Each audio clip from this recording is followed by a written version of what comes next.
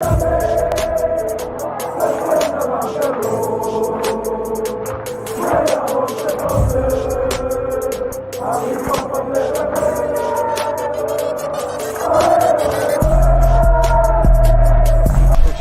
out to Kopish. Shout out to Kopish, keep guys. All the good work the up. Two legends, Emil Heskey, Howard Gill.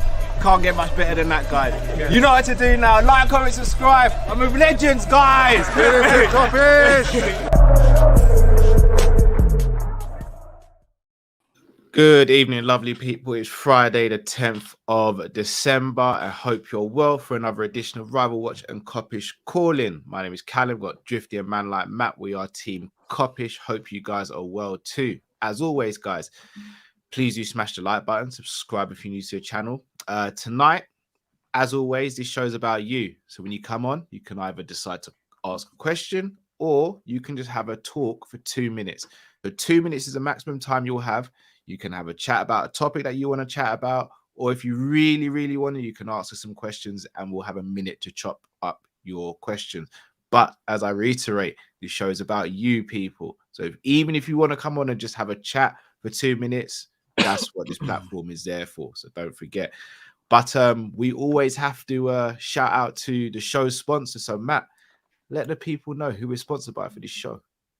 Indeed, people. And if you don't know already, we are now sponsored by FansBet and we've teamed up with them. They're the fans-led sports betting company committed to supporting charities and causes which are important to fans like yourselves. So do check them out by clicking the link in the bio below and claim your exclusive bet £10, get £30, plus 10 free spins welcome offer. UK mobile registrations only. And terms and restrictions apply. Full details will be on the site. 18 plus, and please do gamble responsibly. Visit begambleaware.org for more info, and do please check out FansBet responsible gambling tools. And if you don't know already, you should have seen myself on there. You've probably seen Callum on there, Drift on there. Go on Twitter now. You'll see a video recently that Drift has done regarding a couple of things regarding Gerrard about the big fixture. So do check them out, people. Trust me and sign up, just like what we've done. A couple of you lot making a few digs about this Puma stuff. It's just a Puma tracksuit top, guys. There is no... Oh, what? Because of the... Yeah. I have no affiliation. What are they trying to say? You're ops. You're ops now. Honestly, if I had an affiliation with Puma, you try no Drift and Matt would be wearing Puma as well. Like, it wouldn't just be a thing where I get a little sponsorship deal under the table. We'd be Puma'd off. No, we would be. 100%. You'd see me wearing Puma boxers, hats. You lot know I don't wear hats. You'd see me wearing the full garb. So Puma, if you're listening, wear for it. To be honest, I'll probably say about a third of my wardrobe is Puma. I love Puma. Oh, don't admit that. Man just told them everything, you know. No, take the button off. They already buy our stuff. They don't need the sponsorship. We're really sponsored by Nike, innit? Nike. Listen, they release new stuff every day. So listen, you know I'm still waiting for Nike to send us out the unseen Liverpool shirt that we're still waiting for Nike. So just to let you know, Nike, a little kick out the backside for you, mate. Still waiting for that unreleased shirt that you promised us. Yeah, Nike. You know, that Kopish exclusive, yeah. Innit? Kopish. Jeez. One day. Indeed. But guys, let's talk about the topics at hand. Recently, Gini Wijnaldum's name came back up.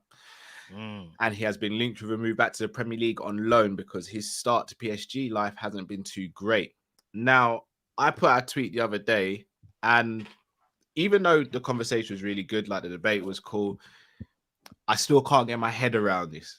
And I know you guys are going to call me salty, and fair enough. I'll take it on the chin if you do. I don't want Gini back.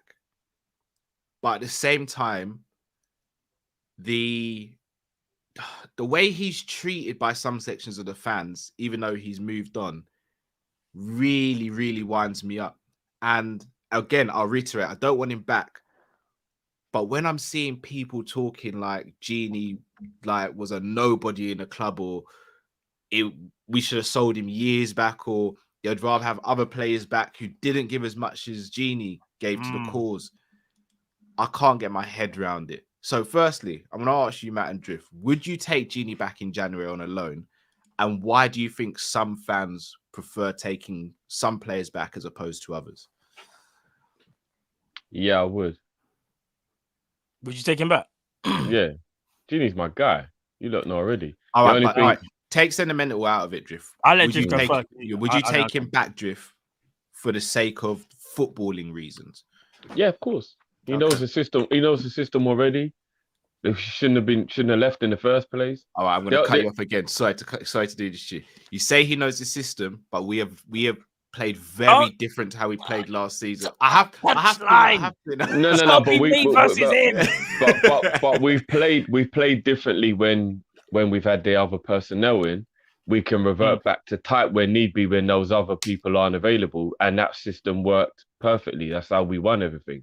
So yeah, we've evolved a bit, but you've always got to be able to change up depending on what's going on. And if there was a situation where there was a few players unavailable, but Gini was available, and we had to change the way we play. We know how to play like that, and we know it still works. It's better that than we get left where we've got to like throw Morton in, for example, and really hope he can deal with the pressure of playing at 5 games in a row or something like that. Like, for me, he shouldn't have left in the first place.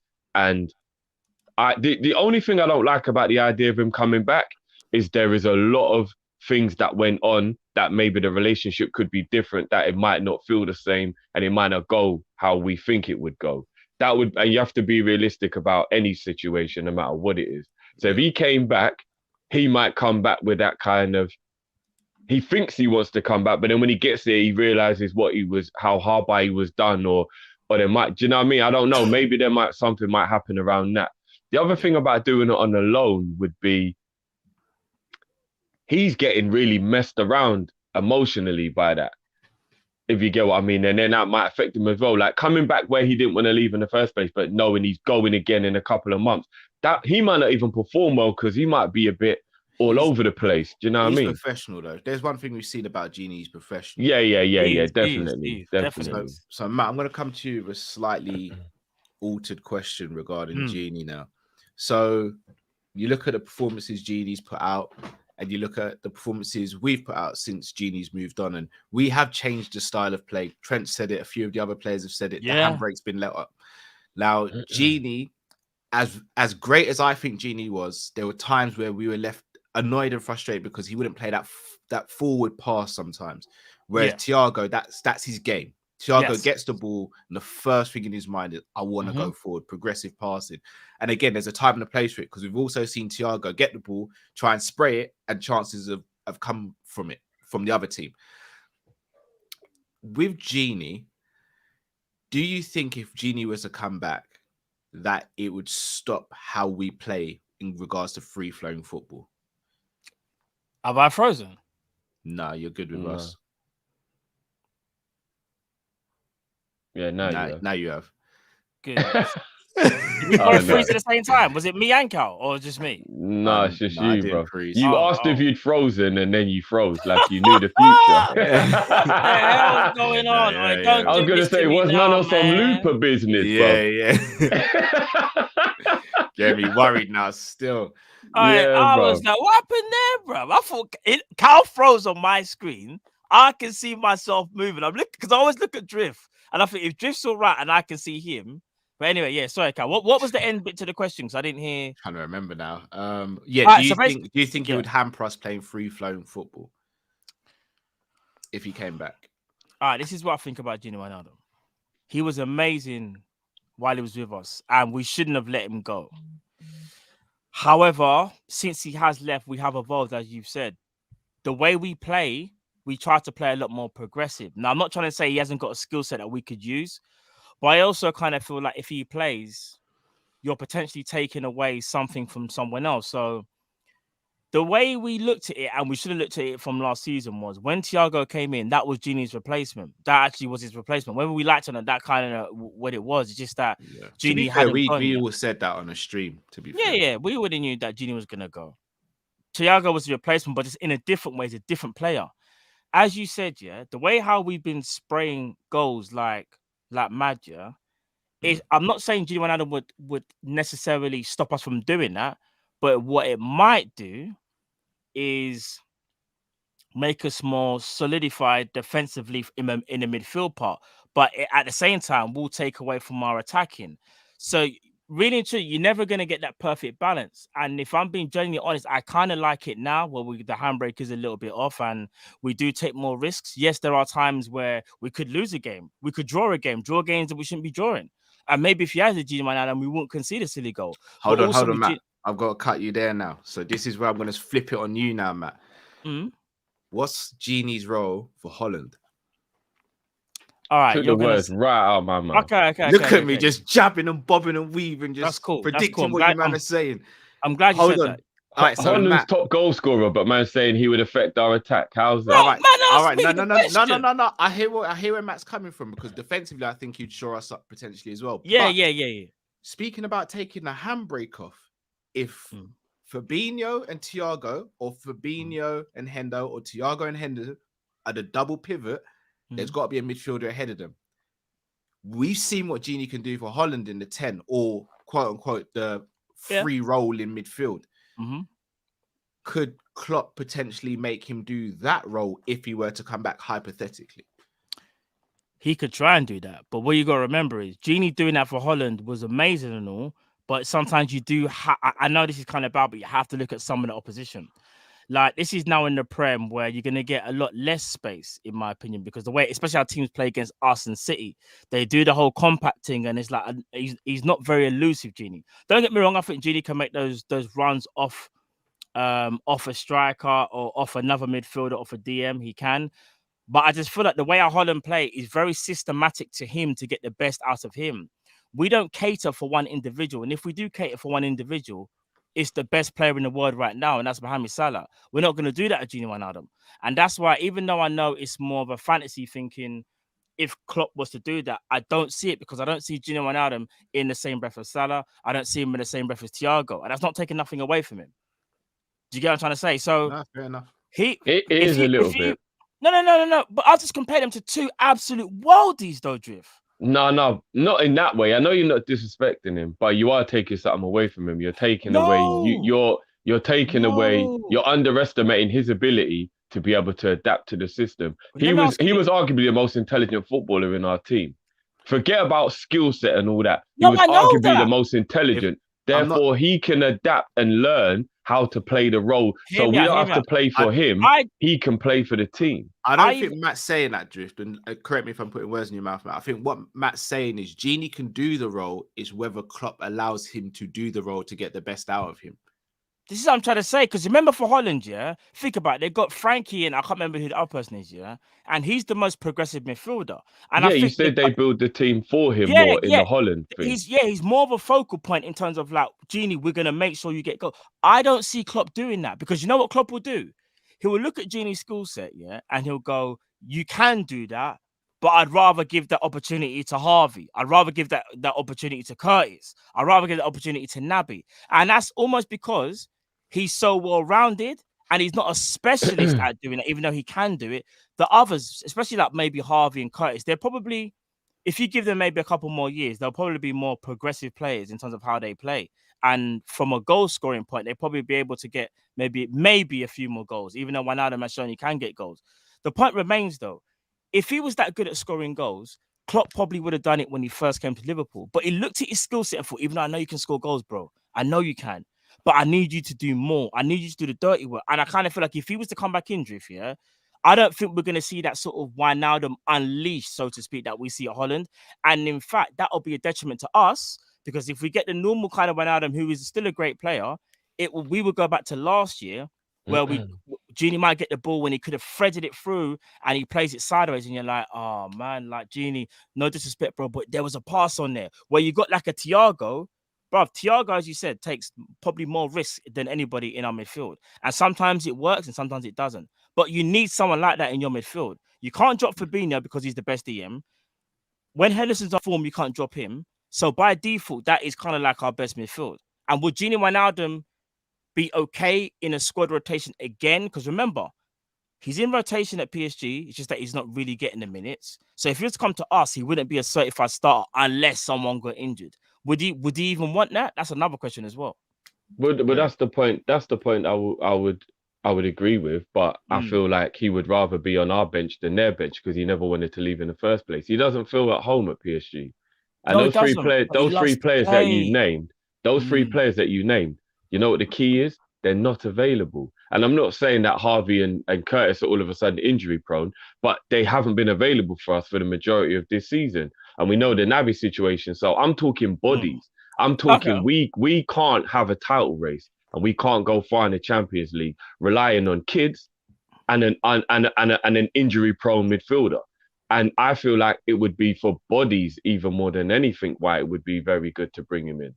But I genuinely believe that he was given the role by Klopp and he was doing what he was doing under Klopp on purpose. And you said it yourself, you started to see Naby emulating Gini. And that was when you realized it probably wasn't structure more than what he was doing. And I think if Klopp gave him free role to do what he wanted, attacking wise, you would see the Gini that plays for Holland, that can pass forward, that will shoot from outside the box, that does make late runs like Lampard and get on the end of crosses and score goals, important goals. He did it for us anyway.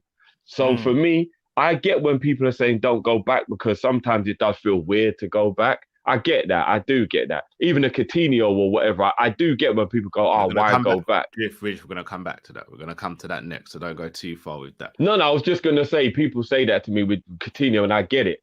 Don't go back. I get it. There's no point going back. Ian Rush is probably the only example of it working. Like, even Bellamy didn't really work when he came back, although he was still kind of good. Bellamy did. You think so? Well, I mean, I'll still say his first stint was better than the second, but I get your point. Like, but it is risky to go back. It's risky to go and get a player and bring him back. Like, Fowler wasn't as good when he came back. Just things. Sometimes it's better to just leave it where it is. I get that. Do you know what I mean? Henry's a great example. I know he was older, but like that was terrible compared to the legacy he left. Like, so sometimes it's like, don't come back. You're gone. It is what it is. But right now, I feel like Gini would actually help us win stuff. Fair dues. I'm going to read out some super chats and then ask a couple more questions. Mr. Darcy Drift says Zakaria on a free, Bowen for 45 mil, and then sell Nat, Nico, Oxen. Okay, we're not selling the last brother. We're not selling the first brother either. I'm not going to lie. So, I mean, and 45 M's. I'm not going to lie to you. I might want 45 M's just for Origi, bro. So to be honest with you, yeah, we can get better than that. Even the way Ox is performing at the moment is proving that 10 mil would be too little. Like on the real, like we probably should be trying to get like 15 to 18, maybe even 20 a push if he could stay last fit. year of his contract. I know, but that English tax, Cal. You see, like a West Ham or someone, so. You know what I mean? You got to try and push the boat out. He's still a performing 27, 28-year-old. Like, you never know, bro. You never know. A-Spec Limited said, in this new style system, I think Klopp would utilize Gini as an advanced 8 or 10 similar to Netherlands. Indeed, we just said that as well. Jamrock says, Villa need to get a 9-0 tomorrow. They beat us 7-2. I would love that. Love it. Love it. I would love that.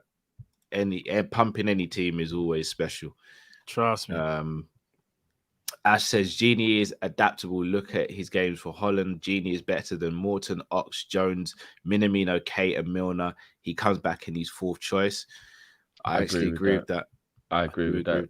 That's pure facts, man. Facts. Rahil says this new system is starting to cook and I don't want to disrupt it. Imagine Fab, Thiago, and Harvey in midfield. Mad. Yeah. I mean, I like that combination. We got to give the kid time, though. He's coming back from a bad injury. Yeah, that's what I was just about to say. I don't want us to pile too much pressure on him. John Kennedy says, have to agree with Drifty. I would definitely take Gini back. As for young players, Bellingham is a no-brainer for me. What do you lot think? We agree. Absolute no-brainer. It's a no-brainer. But if the club aren't already figuring out how to bring Bellingham to Liverpool, I'm very disappointed in them. Facts. Money. I know that. I know. Musa LFC 21 says the only way Gini would fit in our current system is if he's played as a 6, as our 8s this season required different type of skill set, progressive. Well, I mean, he could play in a double pivot as well, to be fair. Yeah. Could play in a double pivot. Give rest to players so they don't get overworked. Yeah. Mr. Darcy Drift says Saka. 2 goals, 4 assists in the Prem since 26th of Jan. 123 minutes and 23 goals. 123 minutes and 23 games. Jones 2 and 3 goals and assists in the Prem since January 26. 815 minutes and 9 games. So Saka is overrated, but a good player.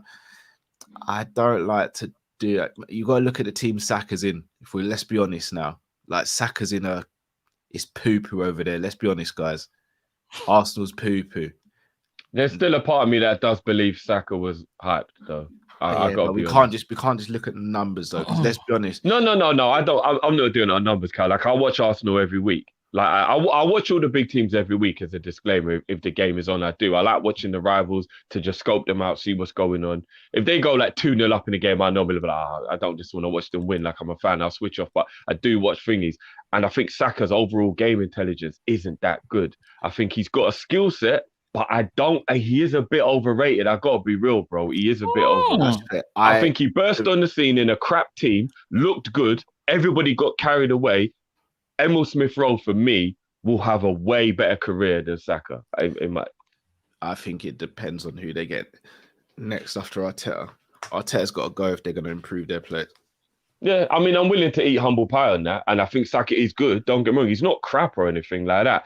But I think if you're comparing him to like Sancho and other players that are young in the England team, I think he's the lowest one out of, you know what I mean? Like if you was going to rank them all, I'd be like, Saka would be the lowest ranked out of all of them. For me, Foden and all them, man, them man are way better than him, in my opinion. But I'd take him over Smith-Rowe, though. I wouldn't, like Saka under Klopp, for me, I think would do major work. I don't know. I'm still a bit, I don't know, man. He's good, but Rahil says, lads, Gini was always box to box, so always got in the box and on the edge of the box to have bare opportunities to score, but always scuffed the shot. People forget. I disagree with that one. I wouldn't say bare times. There were times where it happened, but I wouldn't say bare times. Kall-In said, how does Gini make sense financially? 300k a week plus fee. PSG would have to pay half of that. Pay a big portion of that. PSG would have to pay more than half. We would probably like and plus, guys, he's on 190. He's not on 300. He's getting 190 a week. I read when he went, not 190. I mean 300. So if he's on 300, he's a genius. No, Gini's on a big contract now, you know. Yeah, because remember he went on a free. Remember that man. I read it was 190, 180, 190 when he went. If their man cooked the books, bruv, let's not talk about their finances. Danny, thank you for your super chat. All right, so next question I wanted to ask you. So one more. Mr. Dare say it drift, but Cal one's being made to be the best thing since sliced bread. The other doesn't get in any convo. Plus, he's got 2 goals in 10 months at EPL. No. I see. Here's the thing. I don't think we should bring one player down to big up another. I think the conversation should be, why isn't Jones in those conversations? But the problem is Jones isn't going to be in those conversations because you look at Saka, Foden and Sancho, they play in the front 3 for their teams. Attackers always get more plaudits than central midfielders, and Jones plays as an 8 in Liverpool's team. Which 8 who plays for Liverpool really gets the recognition they deserve? So there's nothing to do with Jones exclusively. It's to do with we've got Salah, Mane, Jota and Firmino, and Virgil, dare I say it. Them boys are always going to grab the headlines before Hendo, Gini, Fab, Thiago. Klopp even said it in his presser today. Fab's underrated, but he don't care and Fab don't care because we love him here. Like, it's just the way it is. Our midfielders will never get the credit they deserve because they're just system players. So listen, I'll say this now and I'll clip me up, do whatever you want. His career may not be as good as theirs, but Phil Foden is the only one more talented than Jones out of all those players we just named. Facts. I don't care if anyone wants to disagree with me, you can. Curtis Jones, ability-wise, is fucking amazing. Is he shown it as well as the others? Maybe not. But Foden's the only one more talented than him. What about Greenwood? Because he's a striker, it's a little bit different, isn't it? Like, Greenwood's kind of shown that, like, when it comes to finishing, he's exceptional. All-round play, though, he's not the great, it's about finishing for him, innit? So it's a bit different. It's a bit hard to compare him in that way. I can't disagree. I think it's a debate, but I'm not going to sit and be like, that's a crazy thing to say because I watched Jones is slept on. Jones is you're saying basically just on talent. Just talent. Talent. Jones's talent is amazing. I think Yeah, people I would actually say, don't realize how good he is as a funny, footballer. funny you say that. I think you've got a point, although I think Harvey Elliott is more talented than Jones. I just think Jones is probably.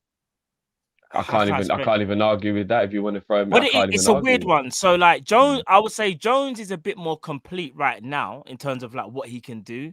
But if we're just talking about like raw talent, just raw, probably Harvey. Because Elliott's 2-3 years younger, I don't really include him. But yeah, for real, if you want to, he's mature enough, I guess, that you can maybe involve him in that convo I'd now. say Harvey, still Harvey the most talented, but Curtis Jones is more complete, obviously experience and I whatnot. mean, And just, I'm going Elliott over Smith Rowe and Saka, for example. Shall I tell you what is with Jones?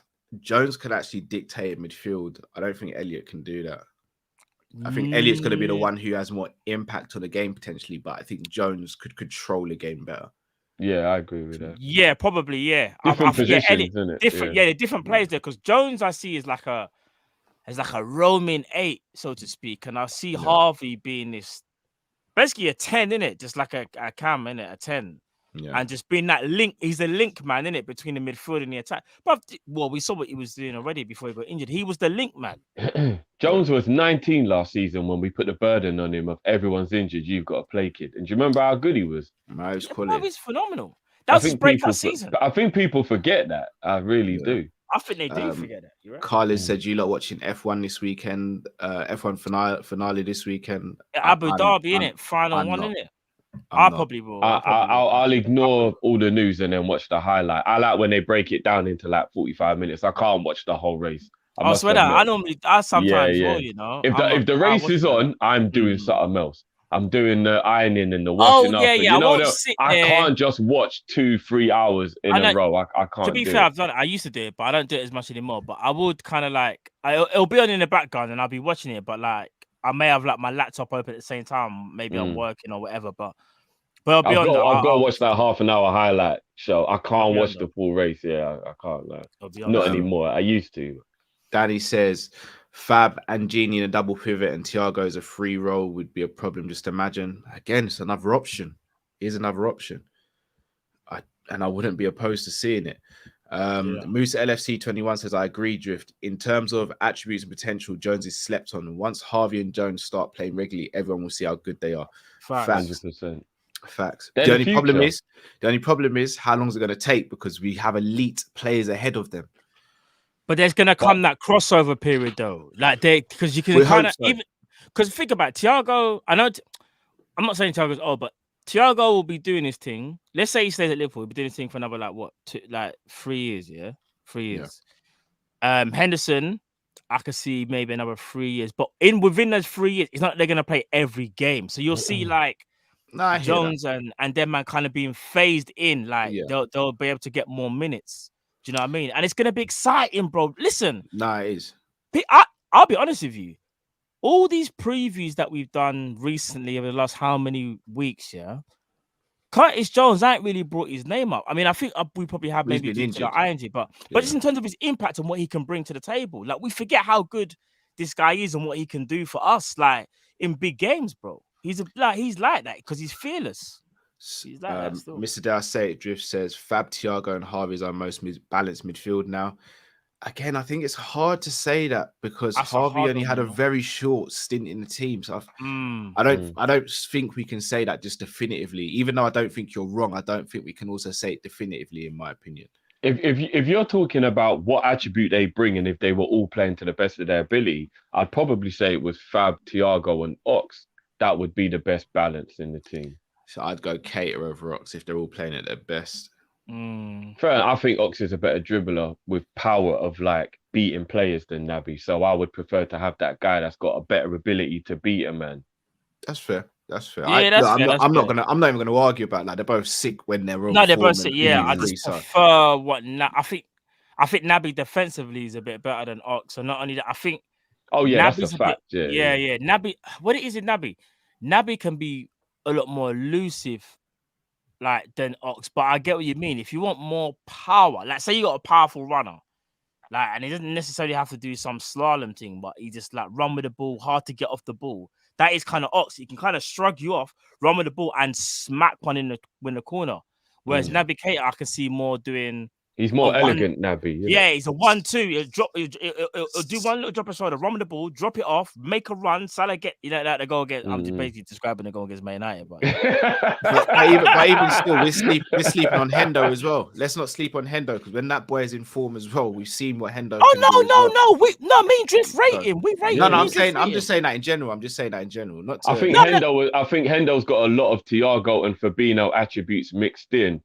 Maybe not as good as them, but like he's like a mixture. Whereas Ox and Naby, they're dribblers, they're ball runners. Do you get what I mean? Like they can get the ball. Ox and Naby could get the ball to the halfway line and carry it to the edge of the box by beating a player or two on their way. Hendo can't really do that. Do you get what I mean? So you got to bring the balance to the team, and that's why I think it's not about ability. It's about if you're asking me who brings what attribute to the team, I would go one really big destroyer, one sensational passer and creator, and then one ball carrying goal scorer, and that would be Ox, Thiago, and Fab for me. And just quickly, last thing, Drift. Remember that question we got asked about who would you play start of the season?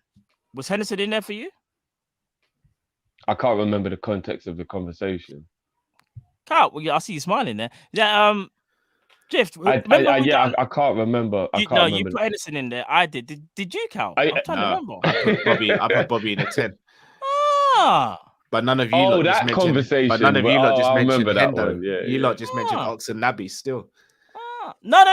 What I'm saying is you dropped it in. You said, but we can't forget about Hendo. I'm thinking, no, but that's why I said, never forgot about Hendo. Me and just rate him. Do you rate him? I just said if it was our full strength team and everyone's fitting on form, I'd love to see Bobby in a 10 and Jota up front. Okay. I'd love to see Bobby in a 10 as well. Again, this is about balance and all that, because in real life, sometimes balance don't matter. It's just about who performs. Digging iron ribs. Kall-In says Gini earns 10 mil after tax for a 3-year contract. Big up Gini, man. Jeez, boy, he's on that. He bloody deserves it. Do you know how much he was getting paid at Liverpool? Yeah, for real. He deserves it, man. Mr. Dare I say it says PL. I was gonna say Premier League. That sounds not Premier. What? Who's L? Oh no, I think he means you got to pick players. Pick players. Players. Karius, Ox, Naby. Yeah. So who's PL? What? Yeah, you're gonna have to. Yeah, at first I thought it was. No, mate. Part life. Part life. Wow. Fair dude. Karius to go. Out of Ox and Naby. Oh, Naby. And then a Tacky to go out of him. Like, hold on, what's the question? You choose one player. You got basically 3 of those players have to go, and it's between Karius or thingy, and then PL, you know. I know. I'm not gonna be that disrespectful. Number 13. Now let me not even do that. Adrian. Right, you get rid of Adrian before you get rid of Karius. So you rip for real? Actually, I don't know. Right, I'm not gonna lie. That's a crazy statement. Karius has got to go. Karius has got, but I can't believe Karius is actually. They're just as bad as each other. So I'll tell you what, I'm gonna cheat. I'll get rid of Adrian. No. And Karius, and then I'll get rid of Taki. Those are my 3 players. So basically, you're not sure about Ox and Naby. No. Obviously, I'm keeping the conversation between Ox and Naby. Really is not as easy as people think it is. No, it's not even that. It's irritating. Really is a difficult one. It's more irritating because I know what it is. We put them in the same bracket because of their injuries, right? But what's so mad is they are actually completely different players. I don't think they, but I think it's because they can't play together as well. I hear you. But it's just frustrating that sometimes as fans we just think, well, they're both injured. Let's just we gotta pick one to get rid of one. It's like, but bro, I hear what you're saying, but they are different players though. Like maybe you gotta put up with one of them rather than just bin them 2. Because I think if you ask anybody, literally anybody, which 2 midfielders should leave first out of the current crop we got, they probably would say them 2. They probably would. You look at the Naby game against Man United, and then look at the Ox game against AC Milan, and you know why both players Klopp tries his hardest to try and keep and because get. they offer different Because things, they are bro. both actually very good players. They are. If they are fit. If they're fit, they are both very good players, man. They are. That's what's more frustrating about anything, innit? When it comes to it. They're not dead. They're not some dead wood. You know when you say dead wood, you're talking about players who were like over the hill or they were never good. So, say for example, see that Matic has got to the point in his career now where he's dead wood, innit? When people call Naby and Ox dead wood, I'm like, nah, they're not that. They're just injury prone. Like, there's a difference, man. Would you say Matter's dead wood? Matter? No, I actually think Matter can still offer something. I'm gonna take. Remember, you said Matter was world class. I'll never forget that. Matter is world class. That's crazy, Drew. Stop it. That's crazy. Just stop. Stop. Kall-In said he's just old. That's it. I just want to let you know, you guys know, I've got a lot of receipts on my laptop, so that's why I keep ticking them off as I'm. We're not gonna do this now, Drift, but you come on, you're better than this, bro. Put Matter in the right system and he'll still ball out. Stop it. He's done out. Get out of here, man. Get out of here, man. No. Get out of here, man. Carl's face whenever I mention F1, love you, bro. Like, look, nothing against F1. I just don't know anything about it. So mention UFC to Carl. Don't get me started about that. Right, 269, baby. Yeah. Right. It's gonna be serious, bro. Ash says Haaland agent saying his destination is Madrid, Barca, City, or Bayern.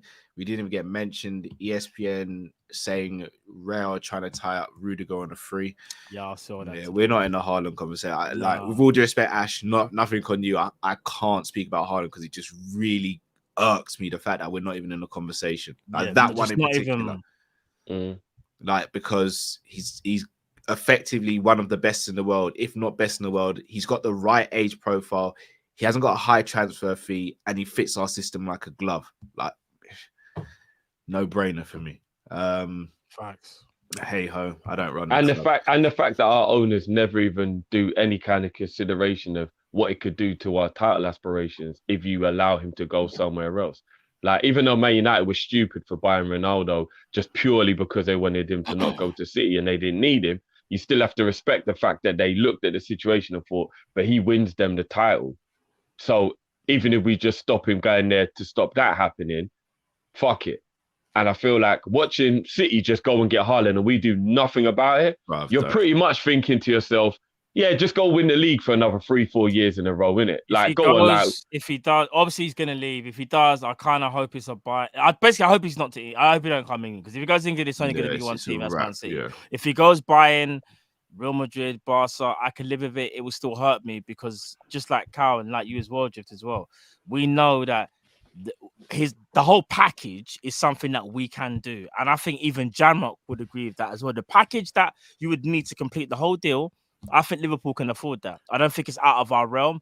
It's just that I don't know, man. We scrutinize money too much, man, in terms of what we want to do with it. Personally, gotta get through the super chats and then get the people on. Mr. Darcy just says FSG is keeping Taki, Naby, and PL. Adrian been in the other three. Maybe. Depends on contracts as well, because Ox and Naby's contracts run out in 2023. Yeah, they run out at the same time. Same as Salah's and Mane's and Firmino's. Bobby. Yeah. And if we do the 1 year extension, Origi as well.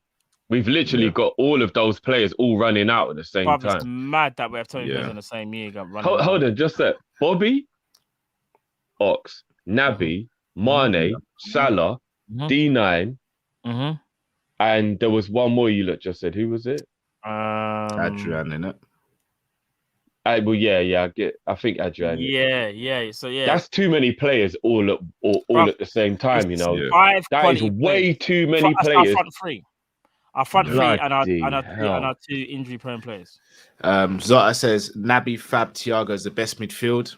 We don't know because we've never seen it, bro. That's the myth. I swear down, we've never seen it. Didn't we get for 5 minutes? No, we've never seen it. We've never seen it. One of them's always come off for the other person. That's the best we've ever seen. Like, where you might get a screenshot of Fabinho in the background, and then you see Naby and Thiago exchanging the handshake thing, and one of them comes on.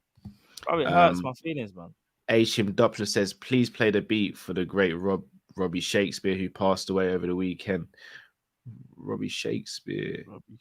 Am I missing something here? I feel bad. Yeah, No, we're gonna play it. We're gonna play the beat anyway. I have no idea who that is.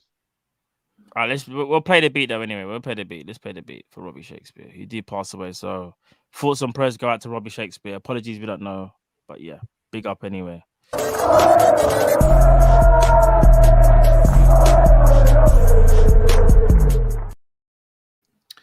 Jamrock says, if it's true, it's true. Oh, what you should just said then, that's actually funny. What's that? Robbie Shakespeare might be a star, but not that type of star. Oh no! No, look, we'll move on. He's not that. Jamrock says, doesn't irk me not paying 600k in wages is ridiculous. I mean, we can negotiate. I mean, I'm not going to go around this. So all I'll say is, let's say, for example, City go and play 600k in wages and they go and win the league for the next 3 seasons in Champions League. That would irk me more. So, Mr. Dare says, Cal's got that D9 agenda against Schmeichel. Sorry, what? Schmeichel? No, because from the members video, I don't have a D9, nor have I ever had a D9 agenda. Like, this has got to stop. This has got to stop. Like, I used to rock the high top the same as Divock. I've grown my hair because I was doing the dread thing. Now I might shave it back off. Like, you may not have seen it. Like, listen, people. Carl really, like, that's like, come on now. Like, people, Carl really got affected when he realized he wasn't on that boat, and now he's back on it. He really doesn't want to put himself in jeopardy again, so he's on that boat. I don't know what's going on there, but yeah, that was. Gonna get the callers on, but before we do that, just gonna go to a little video that I think could be beneficial for you guys with Christmas coming up. So enjoy. Hi guys, by now you'd have seen our merch store and you're familiar with it. But hold on, what's that? Christmas stuff? Oh, hold on a sec. Merry Clopmas, mugs, t-shirts, hoodies for men, women and children. Oh, that's nice. I like that. Oh, look at the detail on that. But wait, hold on. There's more. Jingle. No, not jingle bells. It's Jurgen bells. Look at the Christmas tree with the trophies underneath it. Snapbacks. You know how it is. You've seen the snaps that before. Oh, it's a red one. It's a red one as well. Guys, you know what to do. Click the link in the description. Head over to our merch store and get your stuff now. Let's go. Time is running out before you can order stuff and get it for Christmas, guys. Let's not. Make sure get them last orders in, people. Yeah, ladies, you don't be getting that Lynx Africa set. Like, grab a Kopish t-shirt. Facts. Men, don't be getting that Imperial or that Impulse gift set. T-shirt.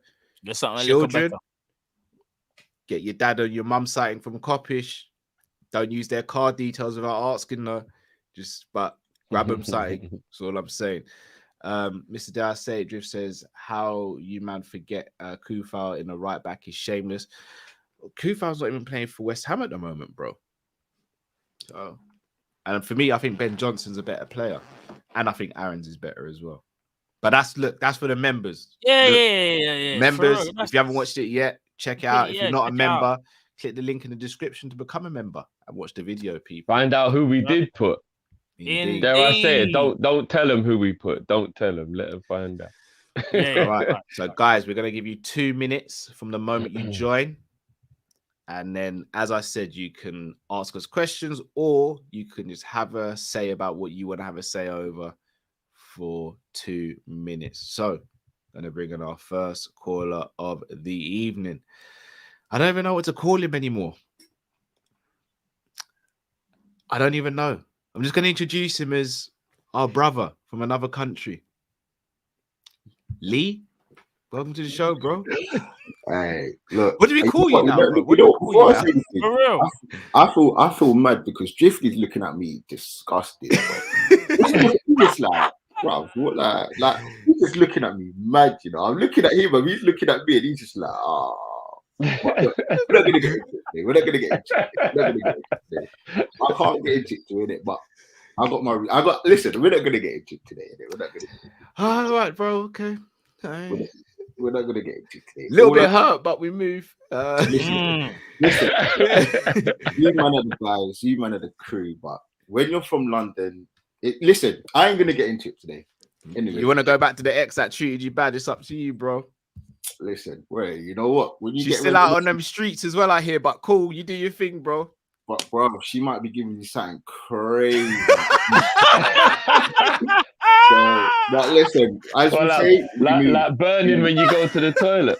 listen, bro, listen, it might be worth it sometimes, you know. It might be worth it. It might be worth it, bro. Exactly. But you know what I was gonna ask you, man? I was thinking to myself, you know how we see now Wijnaldum, innit? He wants to come back, and there's been all this time there's been this sort of rhetoric around Klopp where he's just system guy and all of these players fit into this system. Do you think that is the truth now? Do you think that, and I know a lot comes from this whole thing about Salah, which I'm going to get onto you, man, because you man need to stop with this Henry thing. But yeah, I'm going to just, my thing is, I just want to know what you lot think about this whole Klopp being a system master and he just gets players to play in the system, hence why they look so good. And my second point is, lads, I just want to know what you lot are trying to achieve with this Mane, this Mo and Henry comparison. To me, I just think it's crazy, bro, lads. I think it's absolutely crazy. Whether or not I would Liverpool, Arsenal, Chelsea, Shrewsbury, but like, you know what? You know what it is? You know what it is? I think a lot of it is, we forget the eye test. We forget what Henry did. And my thing is, again, we've spoken about this before. Goals, I think, weigh too much in today's game. And it doesn't go for Mo because Mo scores crazy goals and he scored a lot of goals. So, but I just feel like with Henry, what he did in the Premier League, it's ridiculous. And if this was the case, then Kane would be sort of compared to Henry, where he's not. So for me, I just think, look, Mo is Mo. He should be compared to the levels of just above Hazard to me. But look, that's for a different day. I've got 10 seconds. Love always, and I'm gonna chop it up with you, man. And I'm gonna chop it up, but I can't support Liverpool now because you man are cheaters, bro. You man are cheaters. Cheaters. I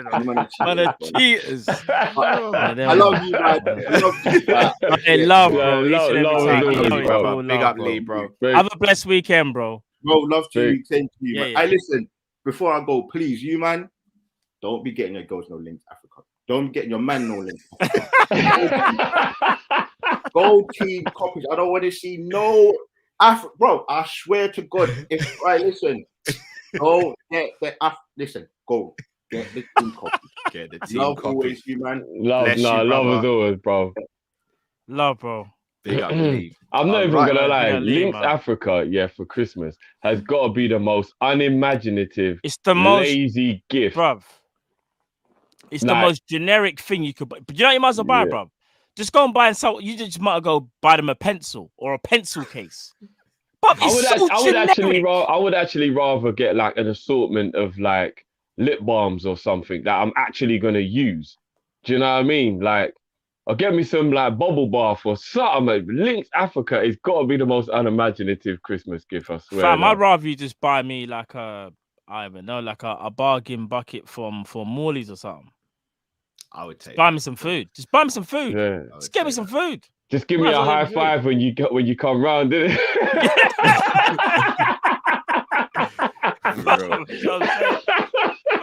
Facts. All right, let's chop up Lee's first question then. Klopp, the system master.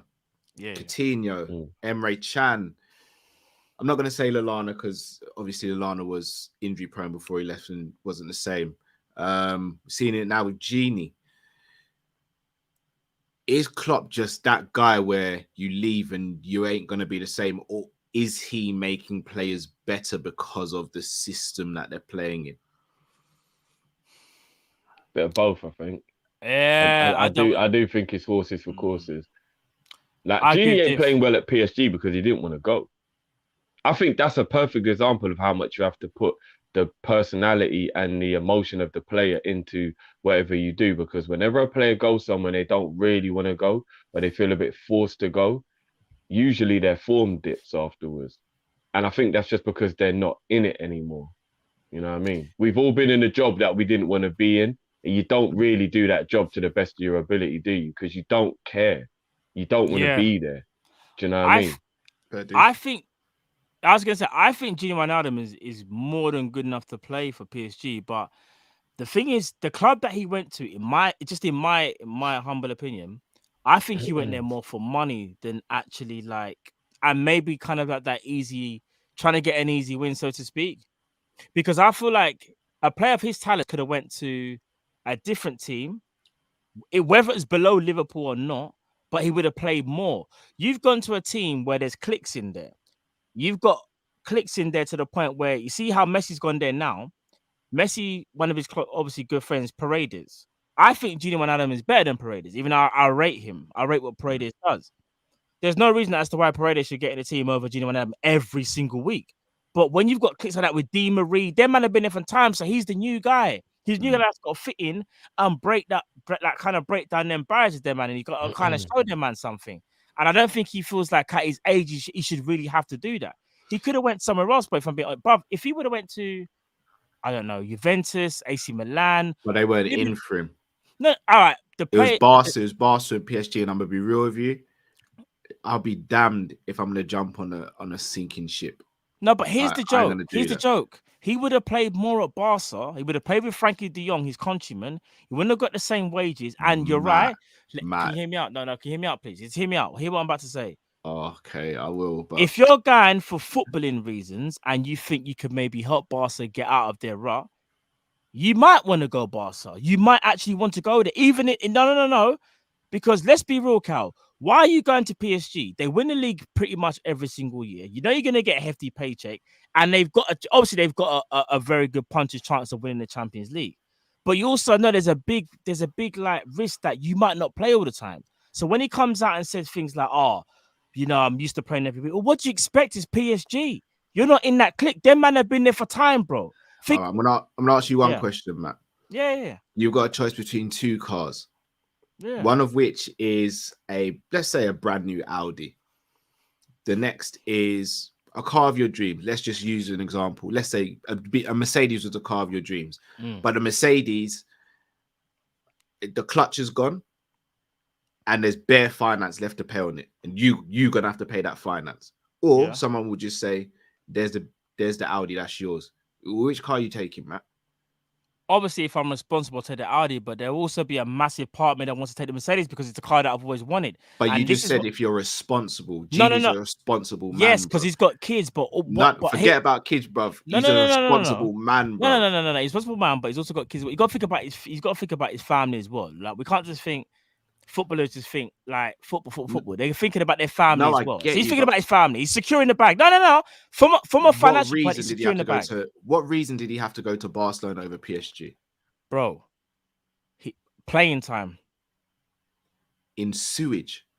No. Scraping drawers to Osasuna in them, man. But hear me out. A lot of things have changed. I'm not trying to say Barca are going to change overnight. But imagine if Frankie de Jong, him, and someone else, and next year they're able to get more players. I'm not trying to say it's going to happen, you know. I'm just trying to say though, Matt, he just seen his boy Coutinho leave Klopp's team to go Barcelona. I'm just saying to Anfield, get parked up. I'm just saying. No. The reason for Barcelona in the Europa League, bro. Let me ask you this, yeah. Other than the two goals that he scored in the Champions League, I remember because I think me and Jeff might have been doing a watch along or something. Anyway, he scored 2 goals in PSG. Other than that, he's done nothing, and he's hardly ever played. He's done nothing. You're right. So he's picking up that paycheck. But like I'm trying to say, Guys, you Look lot are at- missing the main point. He didn't want to leave Liverpool. His options No. are No, of actually course. like they're And if inconsequential you when don't you want to actually leave, think what do about you the think point. of next? He didn't want to leave. Bruv, So, bro, if I said to you, yeah, right I now, know what you're gonna say. if I About say my to you, job. right, you've got to go swimming or you've got to go bowling, yeah. But what you really want to do is go and watch the new Avengers movie, yeah. You don't want to go swimming. You can't be asked to get wet, yeah. And you don't want to go bowling. You got a bad wrist, yeah. You want to go watch the new Avengers film because you don't want to get left out, yeah. Are you telling me you're going to enjoy swimming or bowling? No, you're going to be wondering who killed fucking Thanos. Let him have his fun. Do you get what I'm No. saying? So the But- point still remains. It is irrelevant what club he was going to go to, why he went, how well he's playing now, whatever. All of it is because he didn't want to leave Liverpool. His form, not playing, who he plays for, all of that, it all went wrong the moment Liverpool never gave him a contract. And in his mind, he was being forced to make a decision he didn't want to make. Simple. But do you know what? To be fair, that was the kind of point I was trying to make in a sense of, all right, so when he left Liverpool, he just thought, all right, I've left the club that I didn't want to leave. I might as well just go and get the bag. He was just like, I might as well go and get the bag. Yeah, I actually. No. Let me land. He needed the bag. He probably thought on his ability that he could do something. No, he probably did. He probably thought he could do something. But let's be real. I kind of knew when he was going to go PSG, he weren't always going to be an automatic starter. So him kind of complaining, saying, "Oh, I'm not playing every week, rare tear." It's like, what do you expect, bro? Like literally, and not only that. I disagree. I don't think he went there for the bag. He'd go there for footballing reasons as well. Like, what are you achieving? Is this Barcelona? But he ain't playing. What footballing? Is he getting over guys, I agree with you both. You both have a point. Cal does have a point. He did look at Barcelona and think, "Oh, bloody hell, it don't look good over there." Like he did, mate. You got to be real. He did, and you're right that he's also thinking, "Well, a nice little 190 I'm gonna to go make up for all the time I weren't making money before." So you're both right. Bro, because you want to know something? There's no reason to move to Barca for footballing reasons maybe I'm a sucker, yeah. For what's it? What did they say? The love, the nostalgic or whatever, yeah, nostalgia, whatever. He could have looked at his boy. He's one of his closest boys. Memphis go there, but Memphis didn't have to go Barca. He didn't have to go. He was really tied in, bro. No. But hear me out. Memphis didn't have to go there, you know. But you know what Memphis thought? Memphis thought, I want to be the guy to revive them. And it's either going to go well, it's either going to fail. He bet against himself. Gini did not bet against himself. Let's get that one thing clear. No. Memphis went there thinking he was going to play with Messi and Aguero and these man, brother. Messi dipped. Bro, Memphis Depay is a completely different personality to Gini. He's the type of person that will go there and think, I don't care who's there. I'm going to make sure I make a name for myself. Wijnaldum's not that player, bro. He's not. He's never been like that. Messi was there, man. No, that's my point. Depay was going there, regardless of Messi, because he believed in himself. Gini Wijnaldum wanted the bag, fam. He went there for the bag. He didn't. Honestly, you think if I'm being honest with you, Matt, I genuinely think Barcelona would have paid him what PSG are paying him. You know, no, because apparently Barca were going to pay him like. They never had all their money problems when they were talking to Gini. I've had money problems since we sold them Coutinho. All I'm trying to say, they weren't letting it get in their way. They thought they could get around it, innit? And I reckon they would have gave Gini 180 as well. I think it was. He went there because he thought Barcelona don't look good at the moment. All I'm generally trying to say. Let's not spend too long on this, guys. Yeah, it's another thing I'm going to say. Yeah, so I don't want to. Yeah, because I'm going on and on like it's going to affect us or something. But all I'm trying to say is, you see, with Gini Wijnaldum, I feel like his personality is very different to Depay. Depay is one of them, like, you're maverick, innit? He's like, I want to be the guy. Regardless, I know Messi's there, but Messi's probably going to go at some point. I'll be the guy. He kind of banked on himself. I don't think Gini Wijnaldum really banked on himself, Kai, in my opinion. I think he thought this is a safer option. I could potentially play some games, and I know I'm going to get the bag. That's the difference between the two characters. And that's why when I say, like, Gini Wijnaldum potentially, yes, he would have been in a worse off sporting choice. Yeah. Sorry, financial choice, sorry. But from a sporting point, it sounds crazy, but he probably would have been playing week in, week out, and he might have been part of a resurgence that I know it hasn't taken place. And I'm not trying to say it's going to take place tomorrow. I'm not going to lie, Matt. I don't agree with that. Guys. But you're basically saying go to a dead club don't worry. and hope that you're good enough to help them get better, or go to a club that might win the Champions League now. But at some point, you've got to be the guy that's like, I'm going to help change the fortunes. People done it with us. What under Yeah, Roy but Hodgson? bro- Who wanted to come to us? You might No, have bro, forgetting. But that's my you point, bruv. you Who don't did do come that to when us? you're at the end of his career that Gini's at. Maybe in your mid-20s you He's do that. 30, But not when 40. you're 30, No, yeah, but but that's- you don't waste 2 or 3 years of your career when you're 30 trying But- to help Barcelona get better. I'm not trying to say he would I have disagree with changed that. the landscape. All I'm saying is Gini Wijnaldum for Barcelona, yeah, him, Frankie, obviously Memphis, yeah, and maybe and obviously coming to the summer, yeah. They could potentially maybe build something. And yes, Gini might be 31, 32, but he might have been a part of like a resurgence. But who knows what's going to happen? But all I'm saying is he took the easy option. That's all I'm trying to say. He didn't want the hard work. That's all man's trying to say, bro. He didn't want it. I disagree, but All right, fair enough. I disagree, bro. Fair enough. I We agree do. to disagree. We agree to disagree. Gini Wijnaldum, in my opinion, chose the bag. I Like, think Gini made the smart choice. and I would've think made the Barca would have same. paid him the same. he did make So- the smart choice, Cal. Of course, we're family men. Go and get the No, bag. but no, bro. Not forget about money, bro. It's from a footballing standpoint. I don't want to go into it because obviously we can be arguing about this all day. But but from a footballing standpoint, when you mentioned Hodgson, that's when it really hit home, bro. What top players wanted to come to us when we were managed by Hodgson? All right, this is the last thing I'm gonna say. In your opinion, what would make your legacy bigger? Winning the Champions League with PSG, where everyone's gonna say you just piggybacked off Neymar, Mbappe, and Messi, or getting Barcelona back into a Champions League spot, or maybe challenging for a title? What's bigger for your legacy, bro? And you're Dutch, and you've got PSG, Memphis. Matt. PSG. What's If you're, bigger for your legacy? if you're part of the team that wins PSG their first European title, that's bigger legacy than Barca who've been there and done it. No, because you want to know. All right, funny No, you say that. 100%. We're all gonna Matt. say he piggybacked. PSG have never won the Champions League. He's If you're never- part of the squad that wins the Champions League, that is He's better for never your gonna- legacy he's than never winning it gonna with get- Barcelona, man. Gini Wijnaldum would 100%. never. I can guarantee you right now, if PSG win the league with Wijnaldum there, you will not see Wijnaldum in any Not the headline league. at all. You said Champions League. Champions Either League or. is a bigger Either legacy or. at PSG than it is at Barcelona. No, what I'm because they've saying is never the- won it, bruv. All right, cool. I'll leave it there. I'll leave it there. If you, Champions League with PSG is massive, but what I'm trying to say is his role in that Champions League run will always be overshadowed by all the front. No. It would be. Let's be Bruv, real. that's If- why I'm saying it's overshadowed by Bobby Mane and Salah at Liverpool. It's not the No, same, because bro. Gini Wijnaldum's not that standout player like that. He's never going to catch a headline where they're going to go, wow, PSG won the Champions League all because they made the most shrewdest signing of the summer.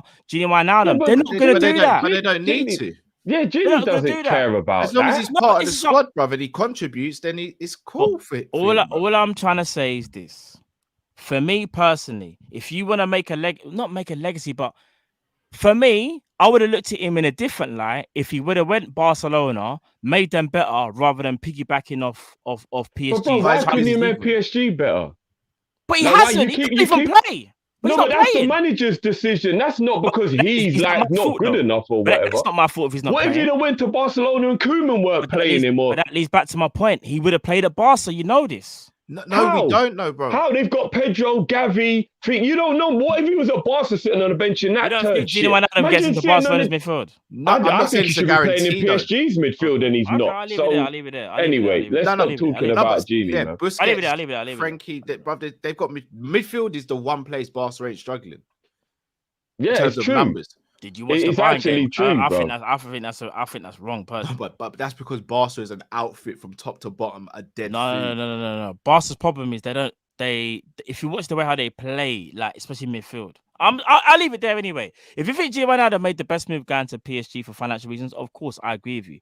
But what I'm trying to say is that he took the easy route by getting the bag and not thinking about his future correctly. Because it's But so Matt, mad how people are gonna He start would saying, have got the same wages at Barca, Matt. That's why what you're saying "No, don't he make wouldn't." sense. No, He no, would it have does. not gone No, Barca and got less than no. what he wanted at Liverpool. No. I'm telling you, bro. PSG offered Barcelona more. were going to pay him the No, they won't. PSG. PSG up the offer, bro. Check the facts. I'll give you the. Do you want me to give you the receipts right now? In fact, you know, PSG Why you doing that? might I'm gonna have get the sprinkled an extra 10, I'm gonna get the 20,000 on facts, top, but he would have still been getting a lot I'm of gonna money get at the facts for you. Barcelona.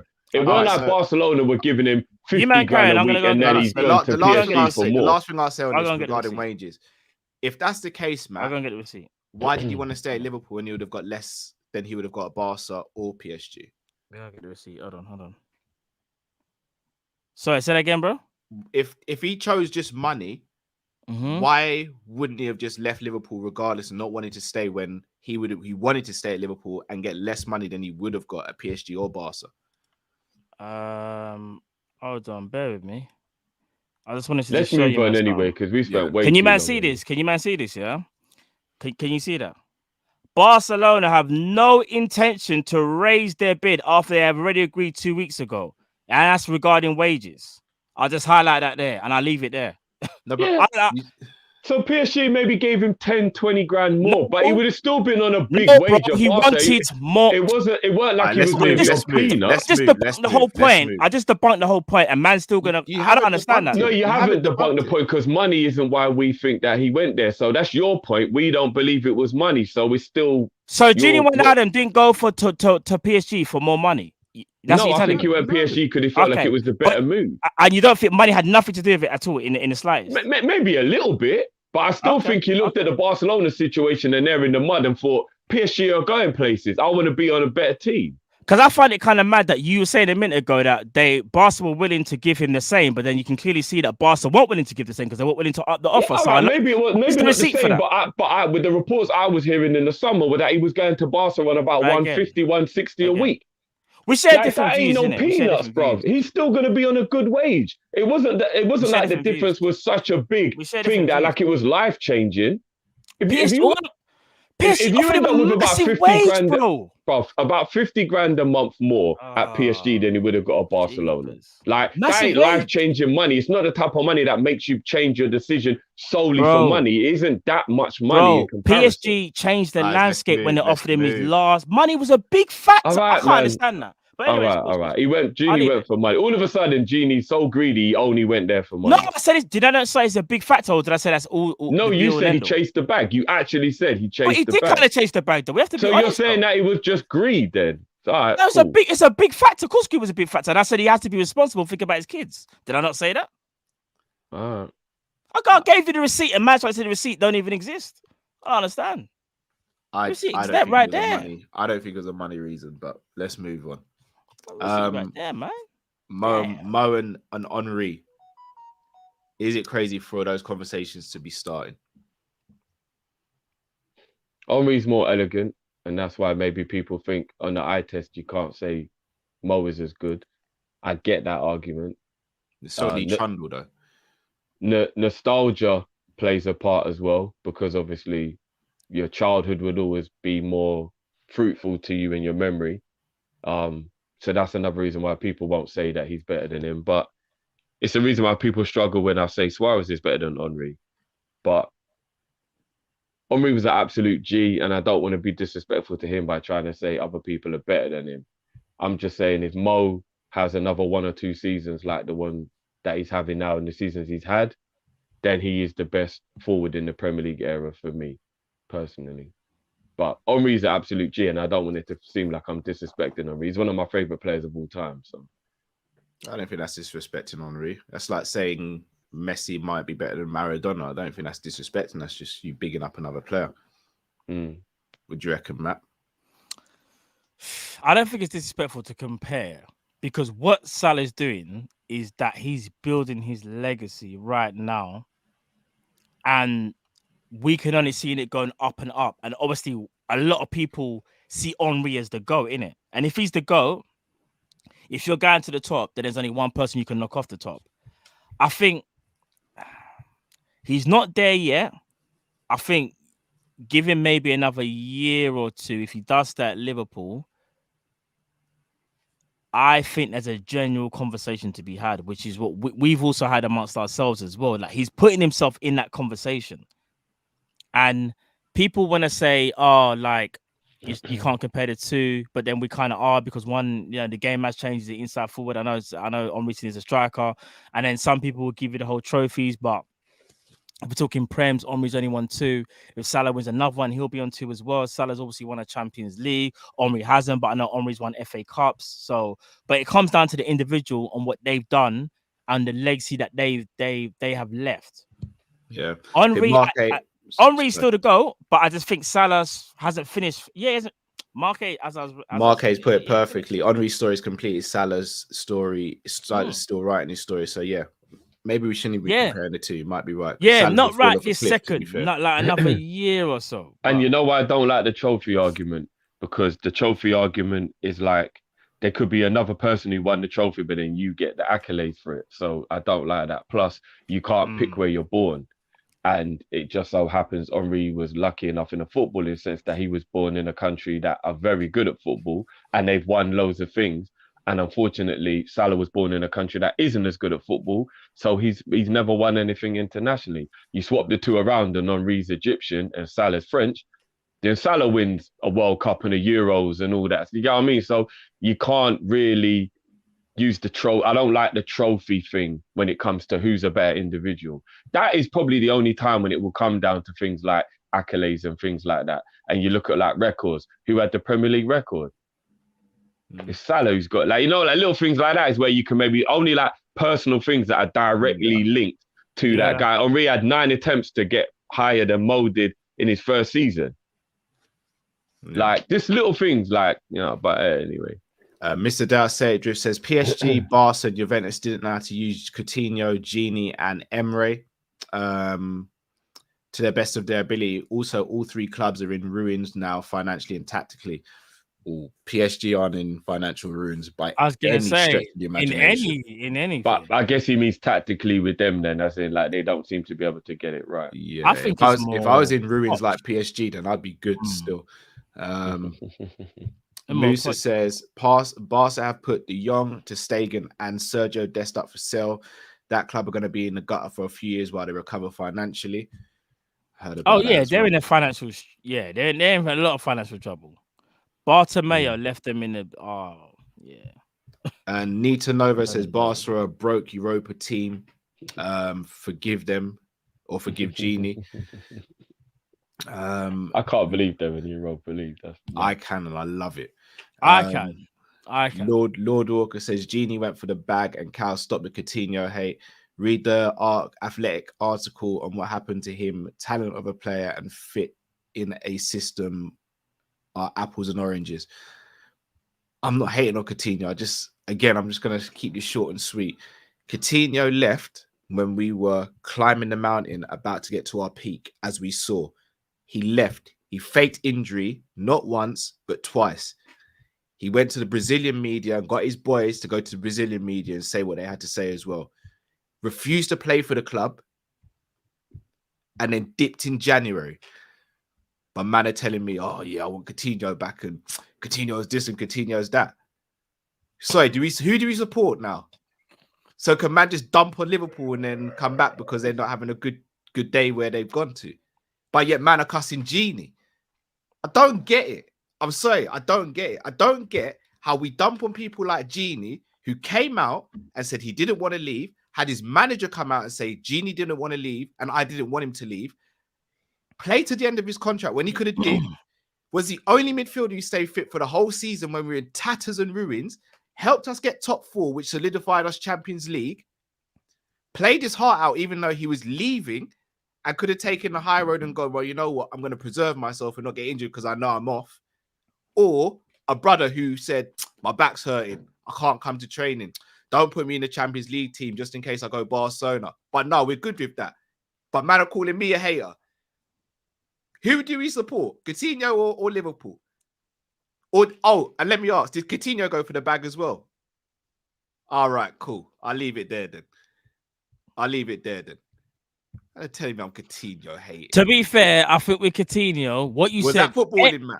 No, everything you said was spot on. However, the one thing I will say is that I do think, and maybe I just believe it, that was because the whole South American thing, he kind of wanted to go there. Bruv, you go about it different. No. I'm not saying I agree with it. I'm just saying I don't think he went there just because, money. Like, I just want to go money. He went there for every single reason that you said. I agree with everything he said, but I'm also going to say I don't think he went just for money, though. I think it's because it was Barca. Like, if he was... Let's be honest. If he was from Iceland... I've seen the same thing with Suarez as well. If he's from Norway, he ain't going Barca. I'll be honest. He ain't going there. Man. Like, let me get this straight with Suarez. Them man there. Because man wanted Suarez back before he went to Atletico Madrid on a free. So you want the guy back who bit a player while he was playing for Liverpool, came to Liverpool while he was on a Holland ban because for biting a player, bit another player when he was playing in the World Cup, then racially abused a player over here, got suspended enough times, went over and told Cavani to tell them, man, oh yeah, I'm a slave. They won't let me leave. Then said he wanted to go to Arsenal, one of our rivals, but you want him back. But Gini's a bad guy. Do me a favor, you lot. What are we doing here? So what? Man can score bare nice goals and have good performances and everything's forgotten about. Come on, man. Do better, you lot. No, but man. certain man are blinded though. Like you see the Come on, Suarez you thing. lot. Do better, You see the man. Suarez. You know what's man? You see the Suarez thing when he was at Barca Come on, man. and he was going on, for a free. Sorry, Matt. And even then, he comes back to Anfield, kicks Robbo out of a game, and tries to cheat his way to get into the Champions League final over us. And certain man went him back. I would never want that favor. scumbag back. Are you Do crazy? me a favor, you In fact, lot. Someone furthermore, make it make sense. Furthermore, out of all the players that have left, tell him, bro. Make it make sense. Bro, furthermore, out of all the players that have left in recent memory, he's the one I disrespect the most make out of sense, all bro. of them. None of those one I disrespect out of all of them. You see, all them ones there, Coutinho and Sterling and whatever, yeah? Them man, they're snaked us. We know this. But you see Suarez, bruv, different type of scumbag. He's the one All right, that I've got guys, the most I'm energy for. going to throw it straight at you lot in the comments and straight to you lot. Imagine I called you lot before the game. I was like, oh, yeah, you, man. Yeah, I've lost my voice. You know, I can't do the show tonight. Can you just cover for me? And you're like, yeah, Carl, man. Get ready, get better soon and all that.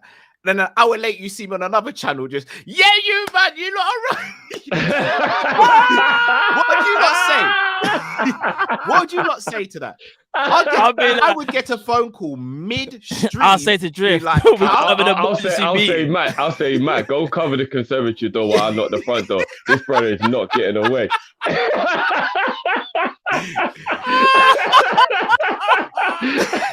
Bro, imagine you see meeting. That is what Coutinho and their man did to Liverpool Football Club. The club. No, but that Suarez done it worse. Suarez. There's a point I wanted to make. Suarez said he was a slave. Bro, Suarez is the worst out of all of them. I can't even go into. He's the worst, bro. Out of all of them, and we know why he's the worst. This man made us wear T-shirts of him after he racially abused a black man. Because of his skill set. The only thing I'll say about the Coutinho situation quickly before we move on, I think it is a little bit, even though what he did was completely wrong, the dream of playing for the team he was on it to play for was what blinded him. I truly believe any other club in the entire world, and Coutinho doesn't do that at all. No, and I'm not making excuses for him. I'm just saying that when it comes to a dream scenario for anybody, do you get what I mean? You have to take a tiny bit of consideration into it. It would be like if, I don't know, say your dream job was to work in Hollywood. So I agree with you. If I'm just reading something, and you moved to Hollywood to do that dream, but you left something behind that you shouldn't have. It would be wrong still, but somebody's got to kind of understand that your dream has always been to go to Hollywood. You get what I mean? Carl, sorry, no. I've got to say this, yeah, and this is I don't mean to dig you out. I'm not going to bring in the comments. I don't want to be thinking, but Topa, you said Sterling's the worst, yeah. I need our fan base to kind of like just take a step back, close your eyes, and remember what happened to every single player that we've mentioned how they left, yeah. Raheem Sterling done an interview. Because hear me out. Because this was no. Hear me out. Sterling was a youth man and was advised badly. Done an interview, rare tear. Obviously, that's bad, yeah. Bad publicity, saying he wasn't gonna sign and all that. And he called in sick as well. I'll never forget that. But apparently, we don't inside information that wasn't even the case. He was given thing, but Liverpool made it worse than what it is, yeah. He left on a bad note. That's cool. That's absolutely fine. He left on a bad note. Him and Coutinho, yeah, you can call them snakes. They left on a bad note. We had a brother from Uruguay. His name is Luis Suarez. That was racist. And man are trying to say he ain't the worst. So what's this kick out of racism thing for then? What's that actually for? So you're gonna based on talent. It's mad. So because the man scored bangers, but it's okay if man can be a racist, racially abused players, regardless of like where they're from, and you're saying he's not the worst. Nah, fam, you're on some different crud. I swear All right. down. That's So different. here's I'm not even what trying to be disrespectful. That's just mad. That's mad. Here's what I'm going to come to you, Drift. Because That's again, I crazy, fully bro. agree with what you're saying in regards to Coutinho. But say, for example, Liverpool Football Club approached me and was like, Racist, Callum, you know. we want you to work at the club. We really want you to work at the club. And I came to you, man, and was like, you, man, Liverpool have approached me.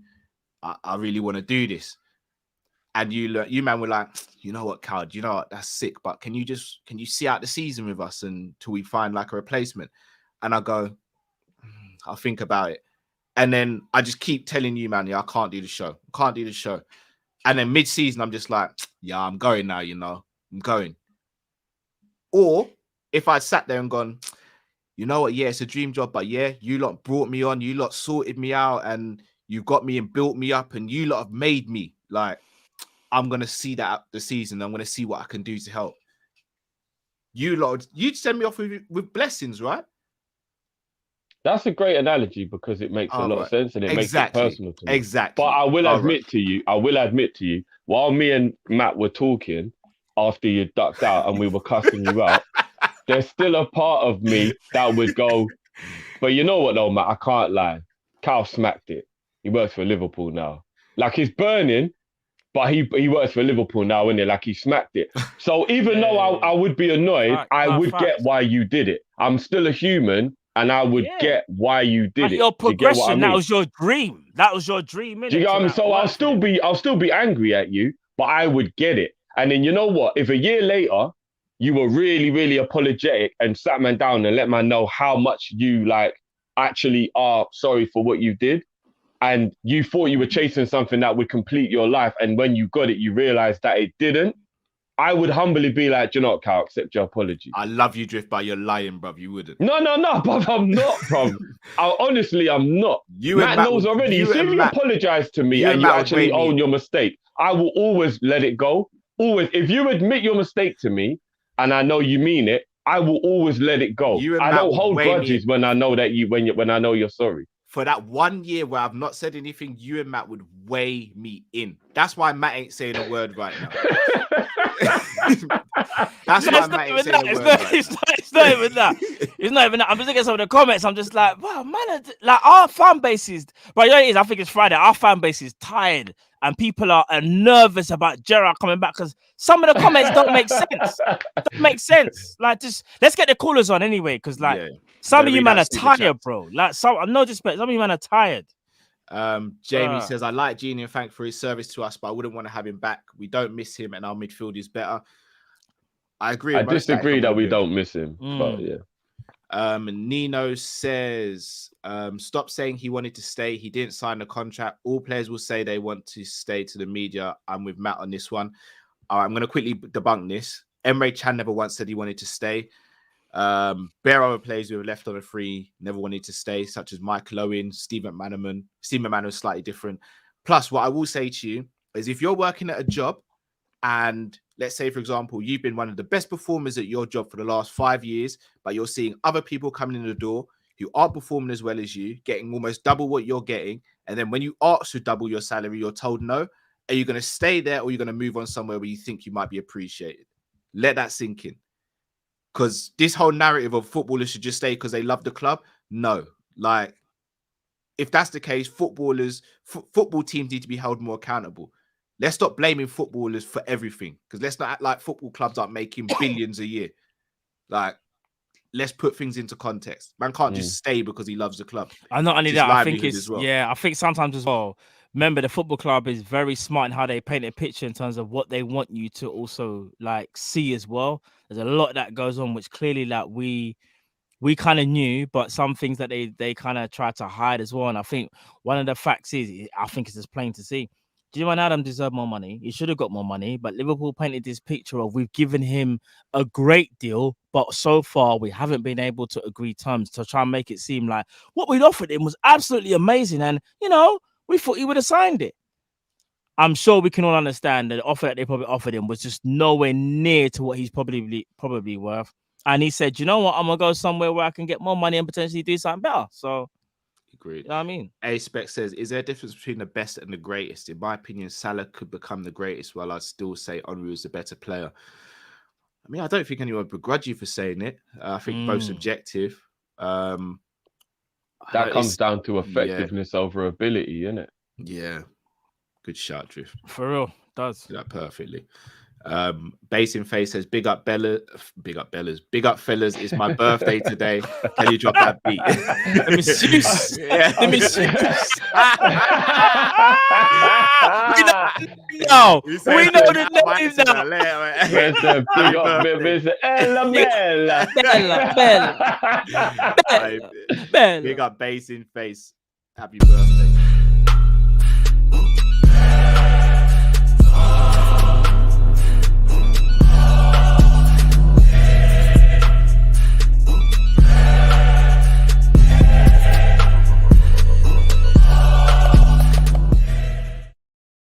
You know what's funny, sir? That reminds me of when I was a youth, man. There was an ice cream man that used to come around the ends, yeah, and he always used to say "Ella Bella," and so we used to call him Ella Bella, yeah.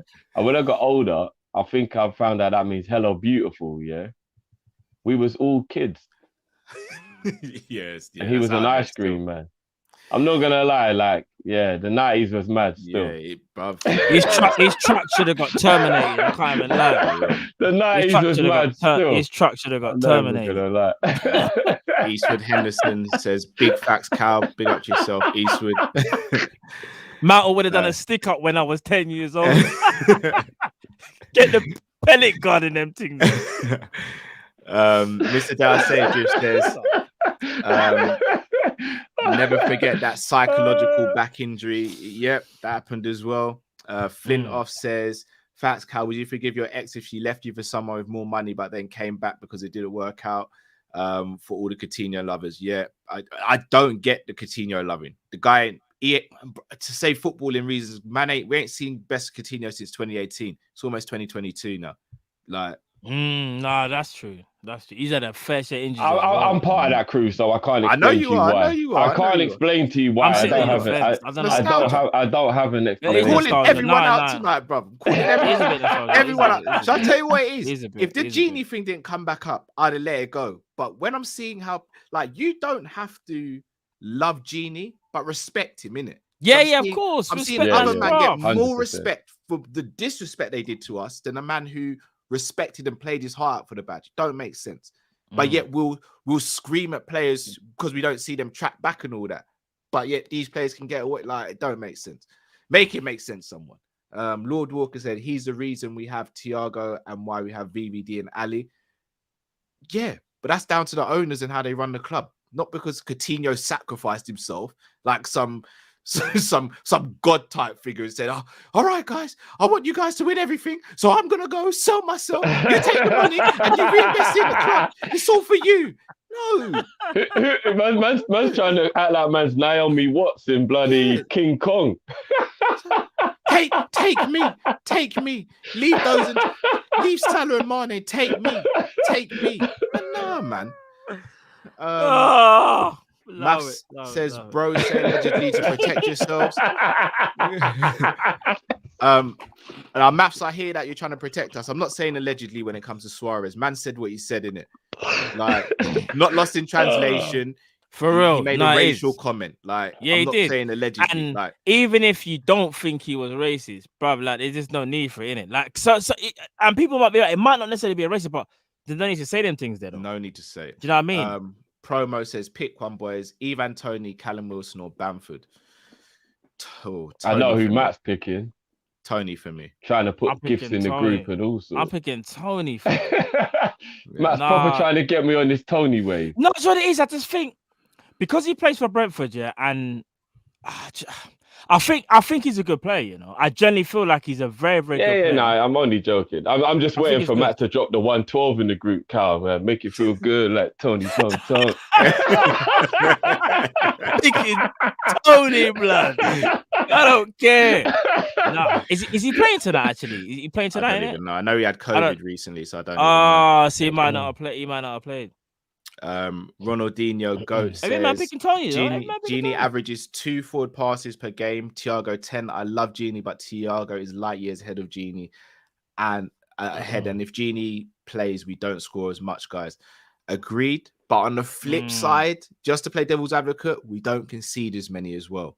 So, plus, I would also like to point out Thiago's missed a bag of games this season. So there's been bad games we played that Thiago wasn't in.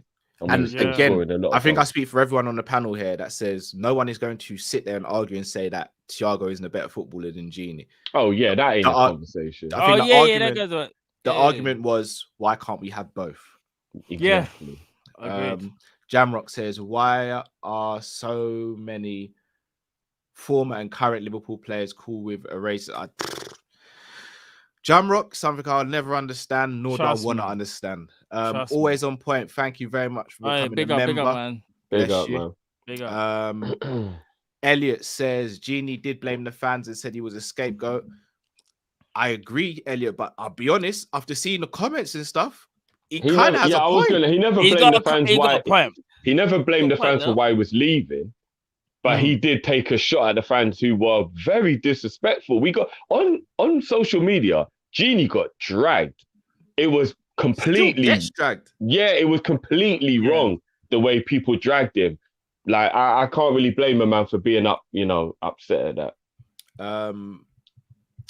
Always on point says, I'm sold on the membership. People believe boards and managers strictly talk tactics as if player traits and personalities ain't things to consider. That's very true. Big up for becoming a member as well, man. Yeah, big up. Much appreciated. Genie says, better pure strike, Sturridge versus Chelsea from outside the box or Salah versus Chelsea from outside the box. Rank their left foot from 1 to 10. Jeez.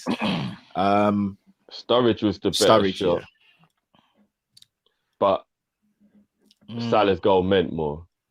Yeah. Saying that though.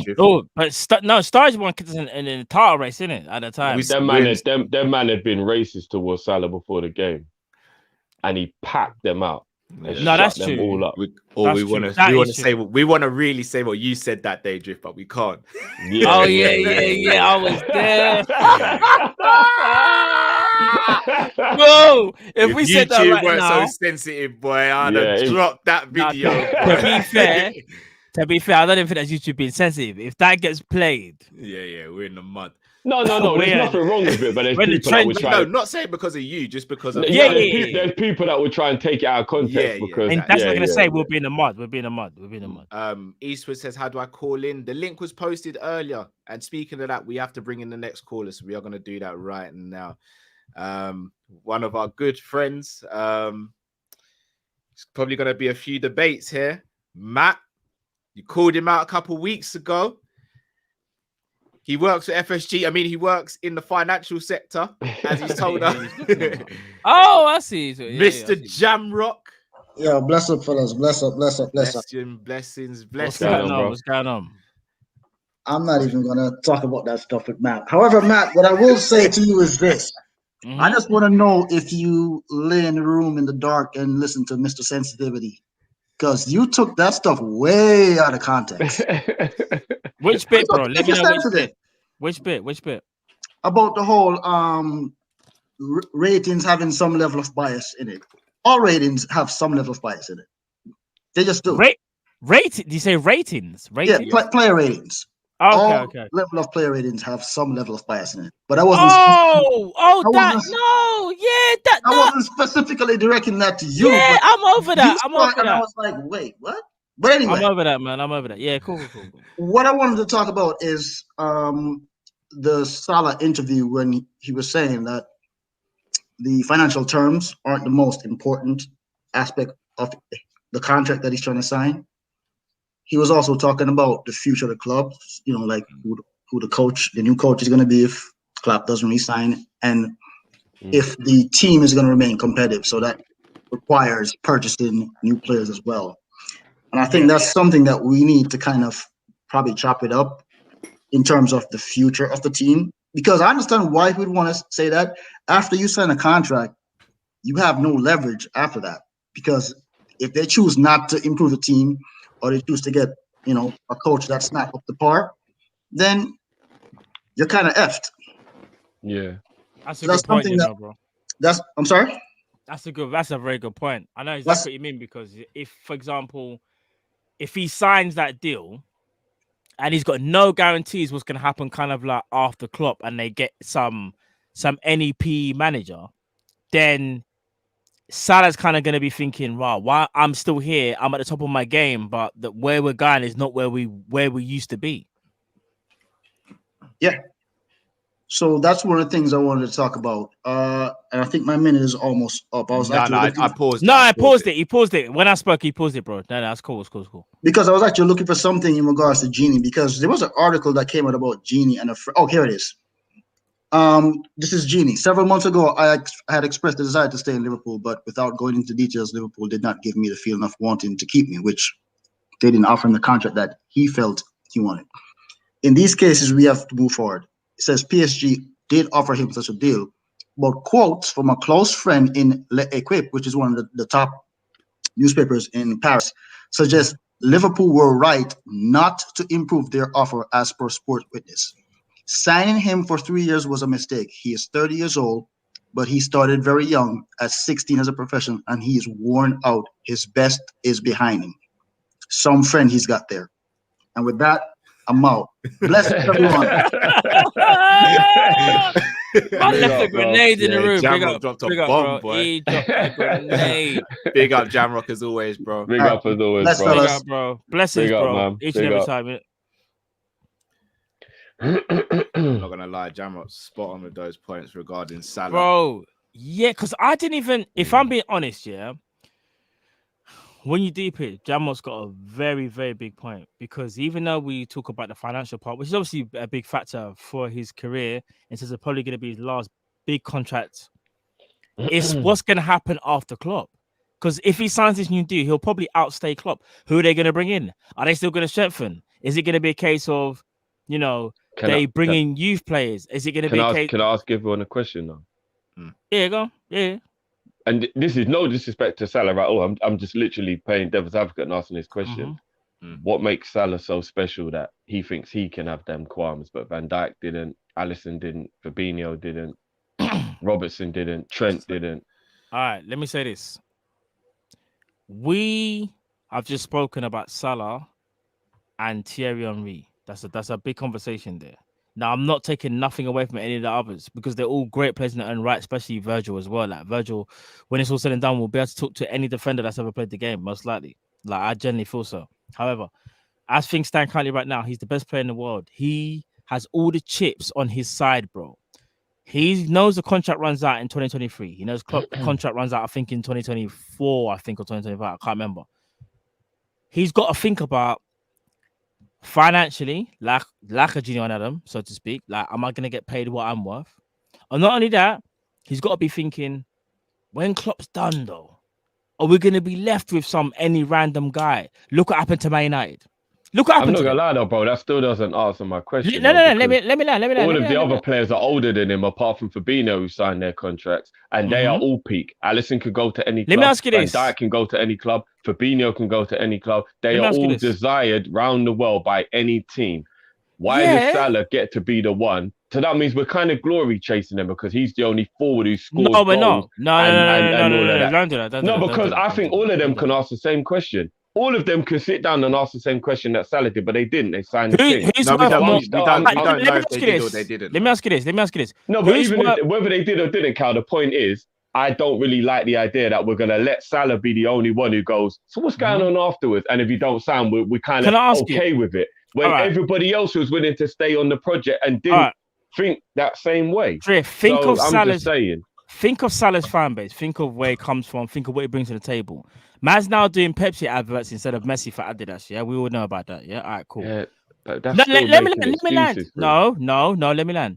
He is the biggest player Liverpool have had, arguably in Premier League history, other than Gerrard. Like, in terms of status and what he brings to the table and his value. As much as we rate Virgil van Dijk, he doesn't bring that same type of value to the table. Or not only that, the way how Salah is very ambitious. Not to say that others aren't. That obviously everybody is. But Salah strikes me as, I want to maximize every single inch of potential and, world-class ability that I have and try and keep it going as long as possible. The others, and I'm not speaking for them, they might be like, I'm cool at Liverpool. Everything's all good. Everything's all nice. It's a family. Rare. I love what I'm doing here. That's speculating, Salah, though, bro. no, he's speculating. But I can only go by how the man speaks. When he does speak, he always speaks about the future and what he wants to do and what he wants to achieve. Bro, Virgil strikes me as just as much of a winner and just as ambitious as Salah. Do you want to know something? I think he is. However, you could also argue that, and this is not, this is a little bit harsh on Virgil, but you could argue if that was the case, could Virgil have left Southampton a bit sooner? Could he have gone from Celtic maybe to a bit higher, maybe to other clubs? We don't know that. Your trajectory is what it is, bro. No. You can't label that. That's very true. That's very true. But I think as things stand right now, the best player in the world is Mohamed Salah, and he has a right.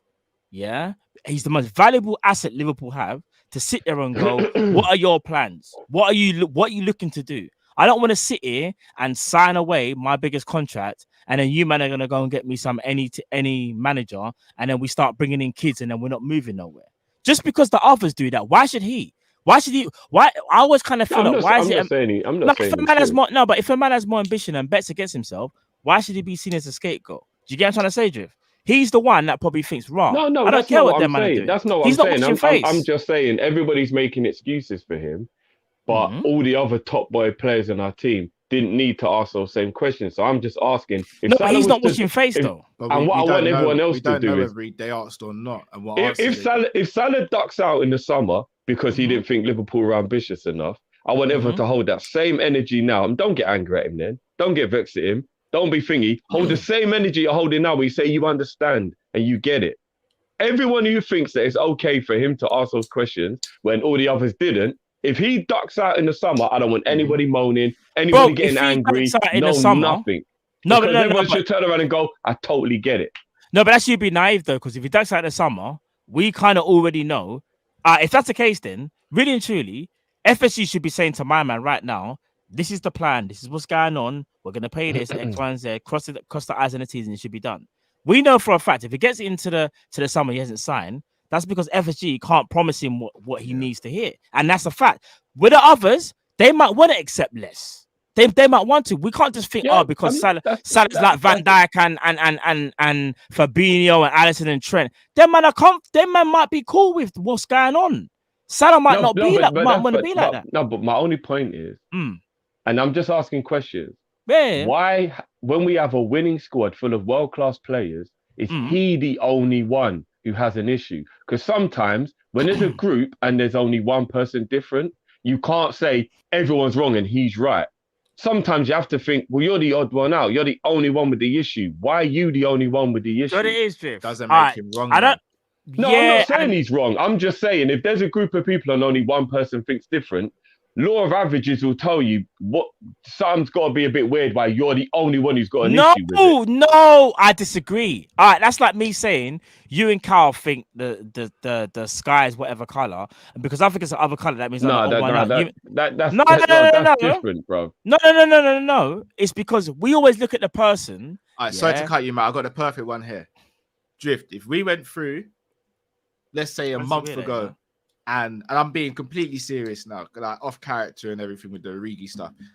And you said, do you think Origi is good enough to fill in for Liverpool? 95% of our fan base, including me and Matt, would have said, no, we don't think he's good enough to take us forward. You would have been in that 5%. Yeah. Case in point, bro. Just because you're in the minority doesn't mean you're wrong. There you go. Because you believe in something. But what I will say is we don't know. This is a little bit of a different scenario, but I get that the point you're making. You believe in something that others didn't. That doesn't make you wrong, and it might look that way. But when it's all said and done, it's funny how things work out. If a man bets on himself, like how I think Salah is, I don't think we should look at him and go, "Bro, you're being a bit prima donna-ish, man." Like, no, everyone else has just signed a thing and you haven't. No, I get that. That was a great way. That was a great way to look at it. So your point is definitely taken. I'm not only that, bro. If say there was 10 of us and we all worked for Marks and Spencer, and there's only one person who thinks it's shit to work there, and 9 people think it's great, you kind of have to just go, well, it must just be something that happened to him because the You others mu- love it there. You're That right. must be a good place to work. Because that's There's how no way society that works. one You always person's the side one we've with- got to listen to and think it's shit to work there because the other 9 love it there. No, Do but you get that's what I how mean? society works, Salah's though. not saying he doesn't want to work there. Salah's just saying. No, I'm just giving you an example Yeah. of like how I'm looking at on why it's weird. Everyone else is Bro, like so in love with let me being ask at you Liverpool this. that they're just signing contracts. Cal, and he's the only one that wouldn't. Let me say this. We're Liverpool Football Club. We're the best team in the world. We have some of the best players in the world. We have the best player in the world. Should Salah sign with Liverpool, Jiv? Yes or no? Straight yes or no? Should he sign with Liverpool? Yes or no? I want him to, yeah. No, should he sign with Liverpool? Yes or no? Yeah, as long as they give him the wages that he deserves, yeah. So when you were talking about how like if he leaves and whatever, tear, and he feels like the squad ain't good enough or whatever, why are you talking about that now when you know he should be signing? If he doesn't sign, you know deep down it's because FSG have made an error because you know he should be signing the team. He's the best player in the world. You know. Oh, you yeah. see the trajectory that we're on. FS, definitely. But this is what I'm trying to say. We all know he should be signing, regardless. Like, just get it sorted. That's why. But I'm just saying, what does he know the others don't? That's all I'm saying, because it seems a bit weird. No. Because it wasn't like there was a whole load of nobodies who signed new contracts. It was our best players who signed new contracts. Just because he here's made the thing, observations. so here it is, yeah. Like, I reckon Virgil, your Allisons all ask those questions. Like, because look, they're the best in the world in their positions. Yeah, they're not just going to stay around if it's going to go to shit. No, but that's what I'm saying. So when Salah's saying it's not just financial, he's explaining the other things that go into a contract. So he might be saying to the club, look, I want 350. The club is saying we're only going to give you 280.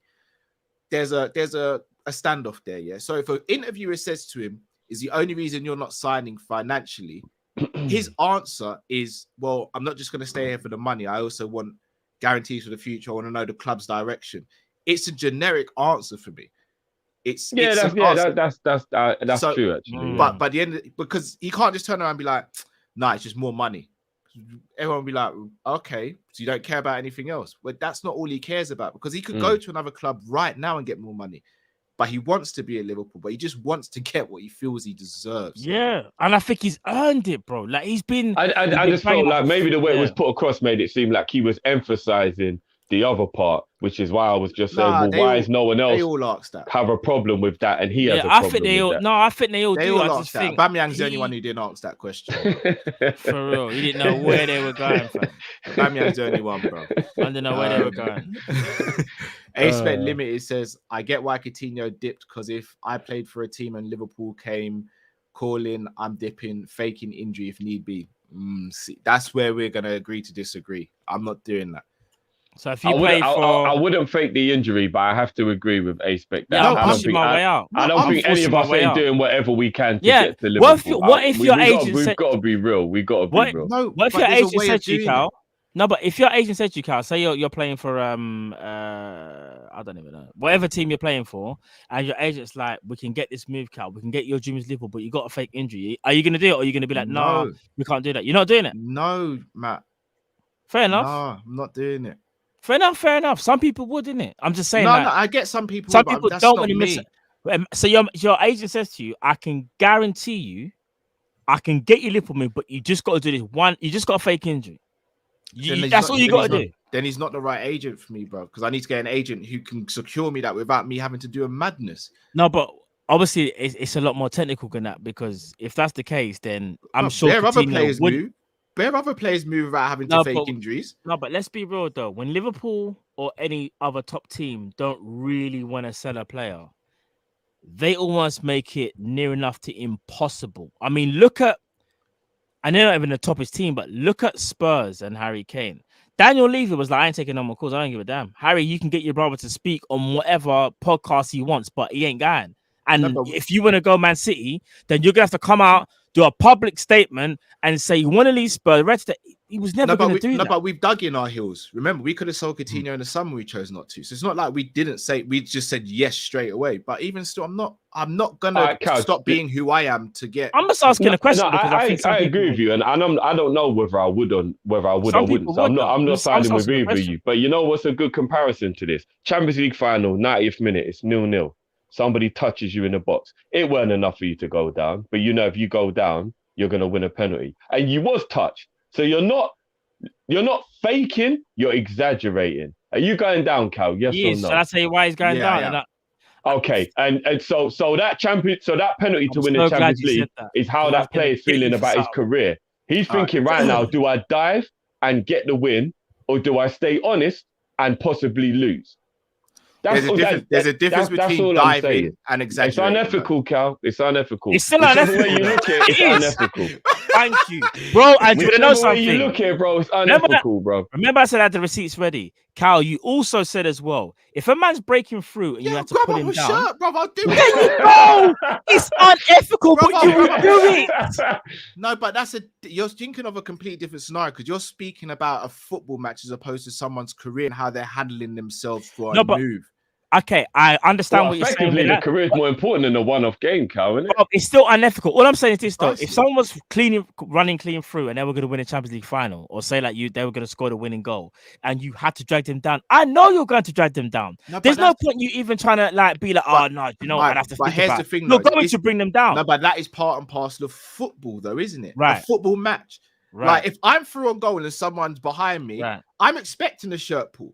Bro, if I don't get a shirt pull, I'm gonna jog past them after I score and be like, big man, I'd have grabbed up your shirt, bro.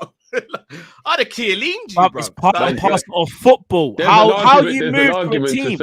There's an argument to say it's part and parcel of football. They have £140 million bid comes in. You're expecting your team to part and parcel of football. It's how your move goes very well. Like on all parties are cool. Or your move isn't that cool, and there's people that are upset. It's actually part and parcel because you can't please everyone. It's all unethical. That's all I'm saying. Yeah, of course it is.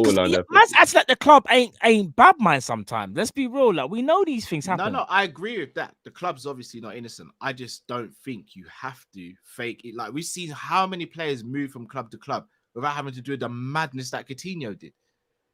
I disagree with what you did. I hear where you're coming from. We got to keep the same. We do have to keep the same energy because I'm not gonna lie. Virgil kind of did it to Southampton to get his move to Liverpool. Yeah, no, he did.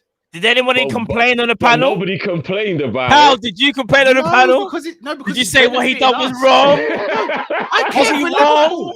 No, I care for Liverpool. No, but was he wrong? Yes, of course he was wrong for how he did what he did. But was you okay with it? All right. So here's the thing. All jokes aside, here's the thing. He met up secretly. He didn't come out and fake injury or anything like that and say he wasn't going to play. He never did any of that. No. He kind of did, you know. But he was actually injured. But what made it worse is he said like it kind of like apparently he could have said he was better, but he kind of pretended he was still injured. So he didn't fake injury, but he got better. But he didn't tell Virgil. Acted like he wasn't better. Virgil was bad because Virgil all went Blackpool. We know what happened in Blackpool. You linked up with a thing when you shouldn't have, bro. I get Yeah. Donuts and all that. Like arcades, bowling, all of that. Man got caught holding hands. Bro, what made it worse? What made it worse? Virgil done the whole Remember when he went on Twitter or Instagram and he done the painting with crossing his. There's no need for that. You're at the time. I think he was the captain. No, I hear you. Taking the mick, bro. But he didn't do it to me. Oh, get out of here, man! Get out of here, man! I'm just being real. He didn't do it to me, Cal. You know what Virgil done was wrong. Was it wrong? Yes. Do me a favor, please. Get out of here. Get out of here, man. Shit, I'm saying. That wasn't even me, by the way. I know it's Drift. I saw him lean back. Like this. Yeah. I know it was wrong, but you know it wasn't against me. I hear you. What is? Yeah, let's move on. Raheel says, to be honest, I would always forgive someone who's racist in the heat at the moment, as long as they are genuinely sorry. But Suarez doubled down and did admit he was wrong. That's the worst thing. I don't know, man. I'm probably not as good a person as you right here. I don't know if I'm forgiving someone if they say something in the heat at the moment either. The one thing I will agree with on that, even though we're still completely 100% not like okay, is I can believe that there's a difference between someone who's a racist or someone who says something racist to hurt your feelings in an angry moment. You're still getting packed in either way, bro. No, I agree, but you get what I mean. Like, you know, sometimes where there's people who will say something to hurt your feelings, and afterwards they realize that they shouldn't have said it. And then there's someone who actually believes what they're saying, and they're saying it with a vengeance because it's what they feel. There are two different things. I mean, I'm not condoning in any way. If you say something like that, it's in your heart, bro. Yeah, because I kind of that's not something that can slip. I don't know. That's why I say you can agree with that. No, I do. Again, I'm not a drinker, so maybe I'm wrong here. But you see, if like someone seems cool, but when they get drunk, they turn into a monster. That's in you. I agree. Like, you're just suppressing it. But no, I hear that. But I agree. It's there. But if that's the case, if that's the case, then that means every man should have left their woman by now, because everyone's had their woman say something so fucked up to them when she's angry that you actually feel like, I can't believe you could even try and hurt my feelings like that. But then when she says sorry, when she's calmed down, you realize that she just wanted to hurt your feelings in that moment, so you let it go. What's the difference? I'm just saying, I'm just trying to let you lot see that there can be a difference of trying to hurt someone's feelings, or you're actually just like a stone cold racist. All right, but I'm not condoning it in any way, shape, or form, and it's still fucked up. You got to bring up Nino's one. I believe you can say something racist without being racist. That's all I'm saying. I disagree. Ronaldinho Goat says Salah equals global superstar is how they see or how treat Ronaldo. Maybe I agree. Mr. Tibbs09 says Mohamed Salah has clearly stated he wants to stay at Liverpool to win the league this season. Matt is spot on. Jamrock says Salah is the only one who said it publicly. Agreed. That's a good point. Yeah. Others have said it privately. Jamrock went on to say. Shout out to Fiatra Holland, who's just become a new member. I hope I've said your name right. And shout out to Ronaldinho Goat, who just become a member as well. Shout out to you guys. Ash says Salah's current deal expires when he's 32. I think Liverpool don't want to extend. So they're not paying a 35, 36-year-old 400k a week. It's a tricky one. I don't want to see him leave, sort it out FSG. Yeah, I think you look at the player and how he is, though. He'll be 31, by the way, Ash, when his current deal. And it's not 32 because he's only got a year and a half left, and he's 29 at the moment. So he'll be 31, bro, not 32. Yesterday's fake injuries is not. That got me, bro. It's certified. It's certified. It's certified. Got to bring our next caller who's been waiting patiently. Indeed. Zubiri. Yo! You look like you're on a move, brother. Are you all right? I'm all right, man. Nah, man. Nah. Take on my show, man. This is my show on Friday. My time. I'm like, yo, shut up, man. But we move. I've been here patiently, and I haven't heard we move.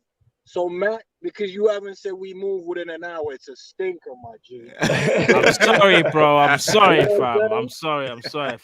Nah, it's good. But, yo, I told y'all about Lee. You see how he did He did say. On that. What I'm going to get on is I'm going to keep people that's on a certain ship on the ship. And everybody right now on this panel is on the Origi ship. And I'm going to tell y'all a story real quick. You see when we win the Champions League, and my girl was like, oh, that's the Vok? That's the dude you've been talking about? Because I've been raving about him, right? You know this chick has the audacity to slide in his DM back then? And let me tell you something else, though. Divock knows me, son. He responded. Leicester on red. That's it. So when y'all slandering Divock, when you're slandering D9, remember he had my back, son, because he probably could have scooped that effortlessly, you know what I'm saying? But he was like, nah, man, it's my man. You know what I mean? Yo, That's the type of guy he is, bro. D9, You see he's what I'm that saying? guy. That's the He's type that of guy, he bro. is. As the beer would say, he's certified. Yeah, he's certified, man. Put some respect on his name. Nah, it's true, bro. It's true. If you ever jump ship, I'm telling you, if you ever jump ship, it's you in the conservatory, bro. I'm telling you, behind the curtains, like, be careful. I said in the conservatory, you know. Yeah. By the way, what the hell is a conservatory? Like, translate that to America, because I don't know what that is. How can I explain it? It's basically it's an extension, on your house, but the way it's built is you feel like you're outside, but you're inside because its majority of it is glass. So it's like a den. That's what we call like a den, right? We'd call a den like a separate part. Like we'd put a den like in the garden or something, but like away from the house. Oh no, it's like attached to the house. Oh, okay, so it must be the same then. Oh, okay, might be the same. Maybe, For real. You know, it's where you would like when it's a really nice day, you'd go outside and you'd have like a drink and chill and read a newspaper or something like that. Yeah, I think that's what they do in the den. Okay, yeah. But yo, I asked a question on the Prem show because I caught it very late. My bad, guys. But yo, the only reason I'm asking the question is because I can't process my feelings, so I have to, put this insurance in place just in case. And I'm gonna repeat the question. I know you guys beat around the question a little bit. Yo, I think it was Shankly or maybe Paisley. One of them slapped us up, and then we went for him as the manager. It was Shankly. Huddersfield beat us 5-2, I believe. Slapped us up, and then we went for him, right? And we all want Gerrard to come in, but I'm just thinking like, yo, what if he slap us up? What if he, put the banana skin on Klopp? I'm not asking for it, but I'm like, yo, if he gets in Klopp's head and then everybody figures us out completely, and we go on a mad thing like last year, 6 on the spin because of Stevie, do we go get him? Or do we like blame him and be like, nah, fund that, man? I don't know how to process it because Klopp is my guy right now. Stevie's the next. We all know that. Yeah. If Stevie like do some inside man thing and burn the building down, I don't know because I love him. So I'm like, yo, how would you guys feel about that? Because it's football. The ball is round. Anything can happen. It's true. I know one man on this panel that if Gerrard took over will be like, look, today's manager is not yesterday's manager.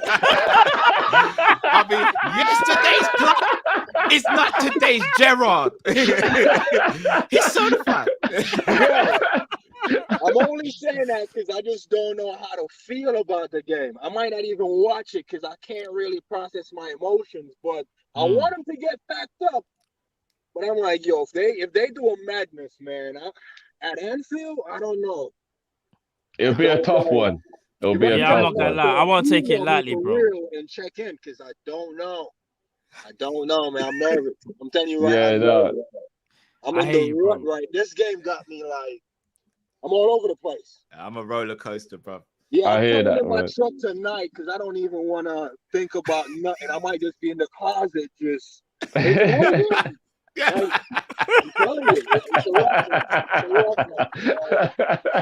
hope nobody else is going through this.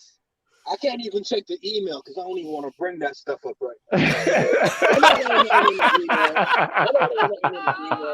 It's all good, but I can't add the email to this because I probably have a nervous breakdown, man. Liverpool really jumping ship in the beginning of the call. I'm telling you, I don't know what's happening. You know what I mean? It's a bad one. Yeah. Jesus might come this Christmas. That's all I'm saying. So I'm actually in Jersey. I'm not on the move. I pulled over because I didn't want to do the madness. So I'm trying to get back home. So I'll probably just listen in. But hey, you guys be blessed, be safe. Bless you, bro. Bless you, bro. Each and every time, bro. Trust me. Matt, stinker today. You can't come in. We don't move. You be like. Hold on, Sabir, before you go, did you see the tactics the other day though? You didn't see the tactics? You know what? I think. Let me tell you. Let me end it like this. Form is temporary. Class is permanent. I think you saw the colors. I might have to go pick the sign back up. I think you saw the colors. All love. Well, you know me, brutally honest, but it's all love. I think you saw the colors. That's screensaver. I had that for years. Form is temporary, class is permanent. Oh man. Bro, love though, man. Big you're up, too man. much, you know, bro. Trust me. Legend, love, bro. Always. Yo, check the email, man. No, we will. 100%. Zabiri, who did you speak to last about the email? I send it in. Raw. Who did you speak to last? No, just quick question. Who did you speak? Was it me or was it Drift? Raw, No, yeah. certain man came in and made some promises. Okay, then. Certain man became the captain now. And the I'm going to say this about certain men. Form is temporary, class is permanent. You got that. I was fun. You know what I'm saying? You just race straight, bro. That's right. You know what I mean? The beer is good. Look, hand on heart, by this time next Friday, your email will be addressed. He said that last week. Man, what are you doing?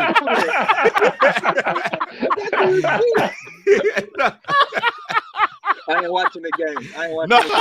Zabiri, I'm gonna up it. If I don't respond to your email by this time next week, you can come on and give me a forfeit, and I've got to do it. Yo, let me let you in a little secret. The subject of the email says, "To whom it may concern, Cal." You can't miss it. It says, "To whom it may concern," in brackets. Cal. Can't miss it. Can't miss it. You know what I'm saying? But man. Origi's class, Drifty's class. Matt, you was on form. We'll see. I'll assess you next week. Okay. I'll take that next week. Well, okay. I don't know, man. Ever since you break character and choose violence against Drift, you've been up in the air, brother. You've been up in the air. I'm praying for you. You know what I mean? But we move, all right? We move, bro. Big up as always, though, man. Blessings, bro. Drive safe as well, bro. Drive safe, man. Hey, and I don't mean to do this either, but it's been 2 weeks, and certain men said the dub was coming. I didn't see the intro, so I don't know if I missed the dub. I'm gonna run the video back. But no. It's still not delivered. But we gotta give man time to cook that to perfection. Yeah. You know what I'm saying? You haven't missed it. You haven't missed it, bro. You haven't missed it. Okay. You know what I'm saying? I'm just keeping account. You know, I'm not saying about the I got all the receipts, you know, and I'm just trying to make sure the quality is up there. And I'm all about quality, you know, so. Yeah, man. Hey, you man doing the madness, man. Hey, I don't want to see Chelsea Leon on you no more, man. I don't want to see him. He's still in the chat, bro. The flowers and the popping the champagne, changing the name. And I'm like, damn, man, we're doing big things. Then he flipped the script. You're right about him. You're right about him. Cal, Matt, Liverpool Lee, Stephen G. It's gonna be a rough one. I'm just saying. Hey,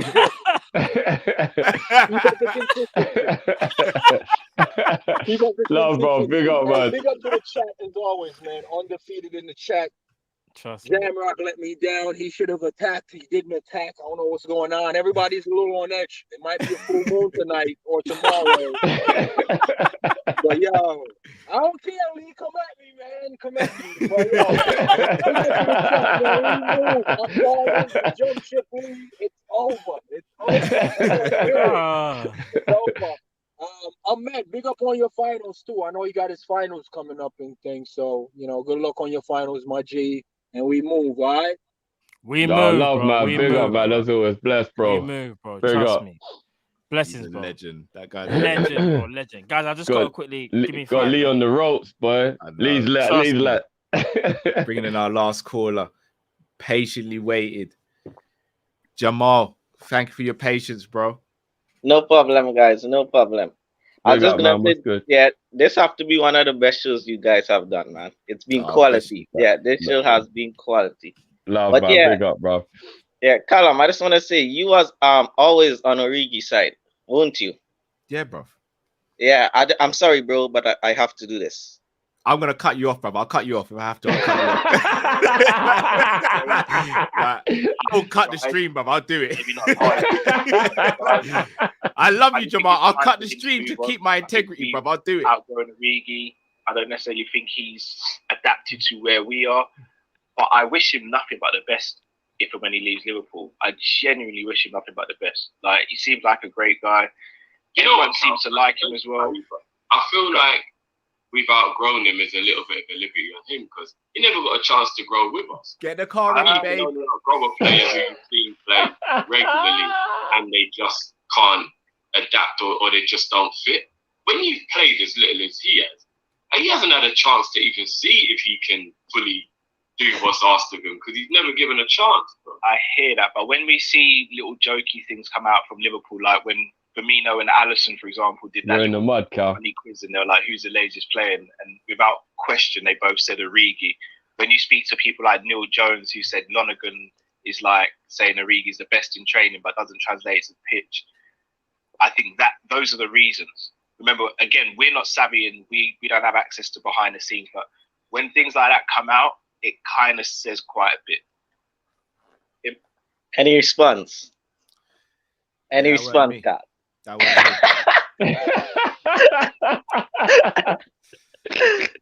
I know obviously people can do a madness nowadays with getting someone's voice and clone it. Like, you man have heard me do Giggs impressions, Sean Dyche impressions. Obviously someone's got my impression down to a T and they've said what they've said. That's not me. Yeah, so yeah, I didn't say that. That's not me. Yeah, my question is, guys, you know we have a world-class start 11, right? But I'm just going to do some fun. I just want you guys to go through the 11, just the 11, and pick out their worst traits. Like Alisson. I'll give you guys an example. Like, say Alisson. I love him, but bro, sometimes he takes too long to pass the ball. You know when he takes too long to pass the ball and they close him down. That's one thing I don't like out. Or like for Virgil, bro, I know he's calm as you like, but sometimes he's too calm. Because sometimes it's like he doesn't even want to try. And like Salah or Mane, you know, I love Salah, but when he don't have a goal and the clock is around 70, this guy goes goal hungry and he forgets everything. And with Mane, I wouldn't lie, I love him, but sometimes his touch is a little bit sloppy. So yeah, so I just want you guys to go through the 11 and make a little fun of it as their worst traits. The starting 11. I like that. Yeah, that's a good way to end up the show. I like that. And you know what, Jamal? You deserve a bomb for coming in and just dropping pure fire on Cal with those facts. I'm looking for a worse one, but it was fake. It was fake. Yeah, there was a worse one, Drifty, where he went in on Origi, but I said, nah, I can't do Cal like that. But he went in. Yeah, I remember. I've got it all up here, bro. I mean, guys. Jamal, I'll be honest with you. I want you to put us in contact with that impressionist you got because we could have some work for them. Guys, love you guys, man. All love. Next week again. You, Jamal. Yeah, man. Bless the door, Jamal. Big up, bro. Cal's out here like, that wasn't me. I don't know. As I said, that wasn't me. As I said, if we can find out who that impressionist is, then they've got a massive future. Because they could do you and me, bro. They are special, bro. No, yours. No, they sunk it in it. Like, oh, so that was me, but then yours. Yeah, but they sunk in my bit. Yeah, I get it. No, I mean, Hollywood does some strange things nowadays. So, yeah, we move. I mean, people gonna chop me up and then take it out and then edit it and all that.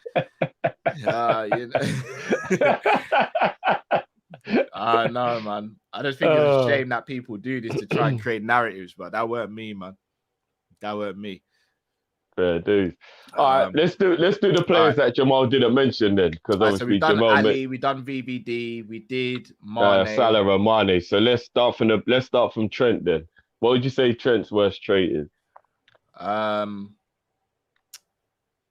Anticipation, stopping the cross. Yeah. I'll put Robbo and him in the same bracket. I don't know if it's instruction. I don't know if it's overconfidence in the centre backs. but our fullbacks do have a tendency to just always let the cross come into the box. I disagree with Robbo shooting. Yeah. yeah, that's true. But but that's more of an ability than a trait, though. Do you get what I mean? Like, I wouldn't necessarily say that's a trait. I would. Bad shooting is a trait, bro. Yeah. That is, bro. It is. I'm speaking as a man who hasn't got a great shot. It's a trait, bro. Like, it is a trait. It's weird that Robbo's shooting is so bad. Matip. What would I say? Maybe being a bit lackadaisical as well sometimes, maybe. It's weird. I can't think of one for he has the odd bad game, but in general, he doesn't really have any bad traits, does he? Really? No, apart from being injured. Yeah. Fabinho.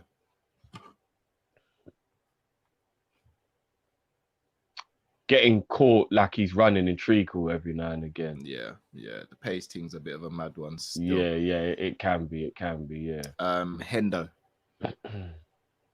That backstick cross, overusing that backstick cross. cross. Yeah. I was going to say over-trying, which then makes him bad. There's some games I feel like he over-tries and then it actually gets bad. But you're right. That kind of like mid to right-sided backstick looping cross thing, yeah, it does my head in when he does that. Yeah. Thiago. He don't have any bad traits. No, he does. Thiago for me, doesn't. It's being too saucy. Tackling, slight tackling. Sometimes he doesn't need to. Like, he wins the ball back most of the time, to be fair. Yeah, some of the time, but sometimes I'm just like, nah, TT, stay on your feet there, bro. Yeah. But that's the only thing. I would say his worst trait is being so confident in the amazing ability he has that sometimes he can maybe dwell on the ball a little too long, like a quarterback. Yeah. You know, sometimes that quarterback that's waiting for the pass so much he gets sacked. And then they just get sacked, Jota. Being wasteful. Mine's passing. Also, no, I say linking the play. Yeah, I guess maybe moves break down sometimes when he's in the box, he's unbelievable. But outside the box, maybe linking play a little. Connor Cody might not say he's unbelievable, but still. That was a one-off. Firmino, it's got to be shooting, innit? I feel like we're having a go at their ability here rather than their traits, though, if you get what I mean. Bruv, take it from me as someone who's not great at shooting. It's a trait, Drift. Isn't a trait something that, like, you do, but you shouldn't? Like, it's like a habit. Yeah, like a habit kind of thing, isn't it? Miss chances you shouldn't miss. Like, it's a habit for Bobby, bruv. I love him. You lot know I love Bobby, but it's a habit. Like, it's a trait, bro. Yeah, I guess so. And D9 doesn't have any. Enough. Except him being on the bench, that's his bad trait. That's Klopp's bad trait. Like, if we're going to speak about it, that Klopp's bad trait is leaving Divock on the bench.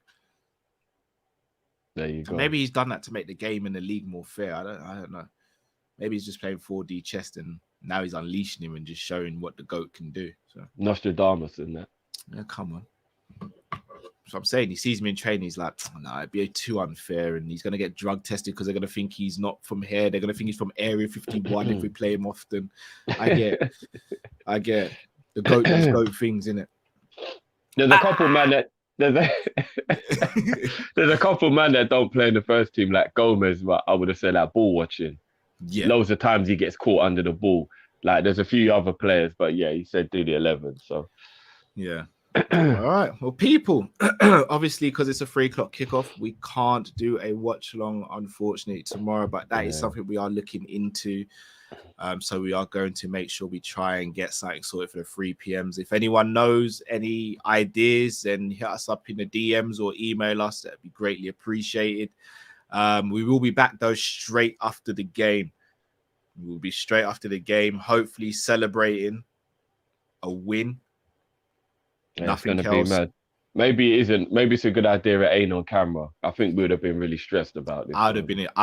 You'd have seen me like the whole show like this, bro. Then random outbursts like take the camera off Stevie. Like you just heard random outbursts. So. PR says, have you seen the Nat news? Yes, fractured cheekbone, and the guy still pocketed Ibrahimovic, did a Cruyff turn and finished the game. Don't lie. Did he play that game? What? Remember when he went up for the header and he hit his face? Oh, okay. Oh, shit. Did it fracture? Oh, bloody hell. Fractured his cheekbone, went on to do a Cruyff turn, went on to finish the game, and then still hasn't taken Zlatan out of his pocket. Nat doing Nat things. Yeah. Nat Phillips.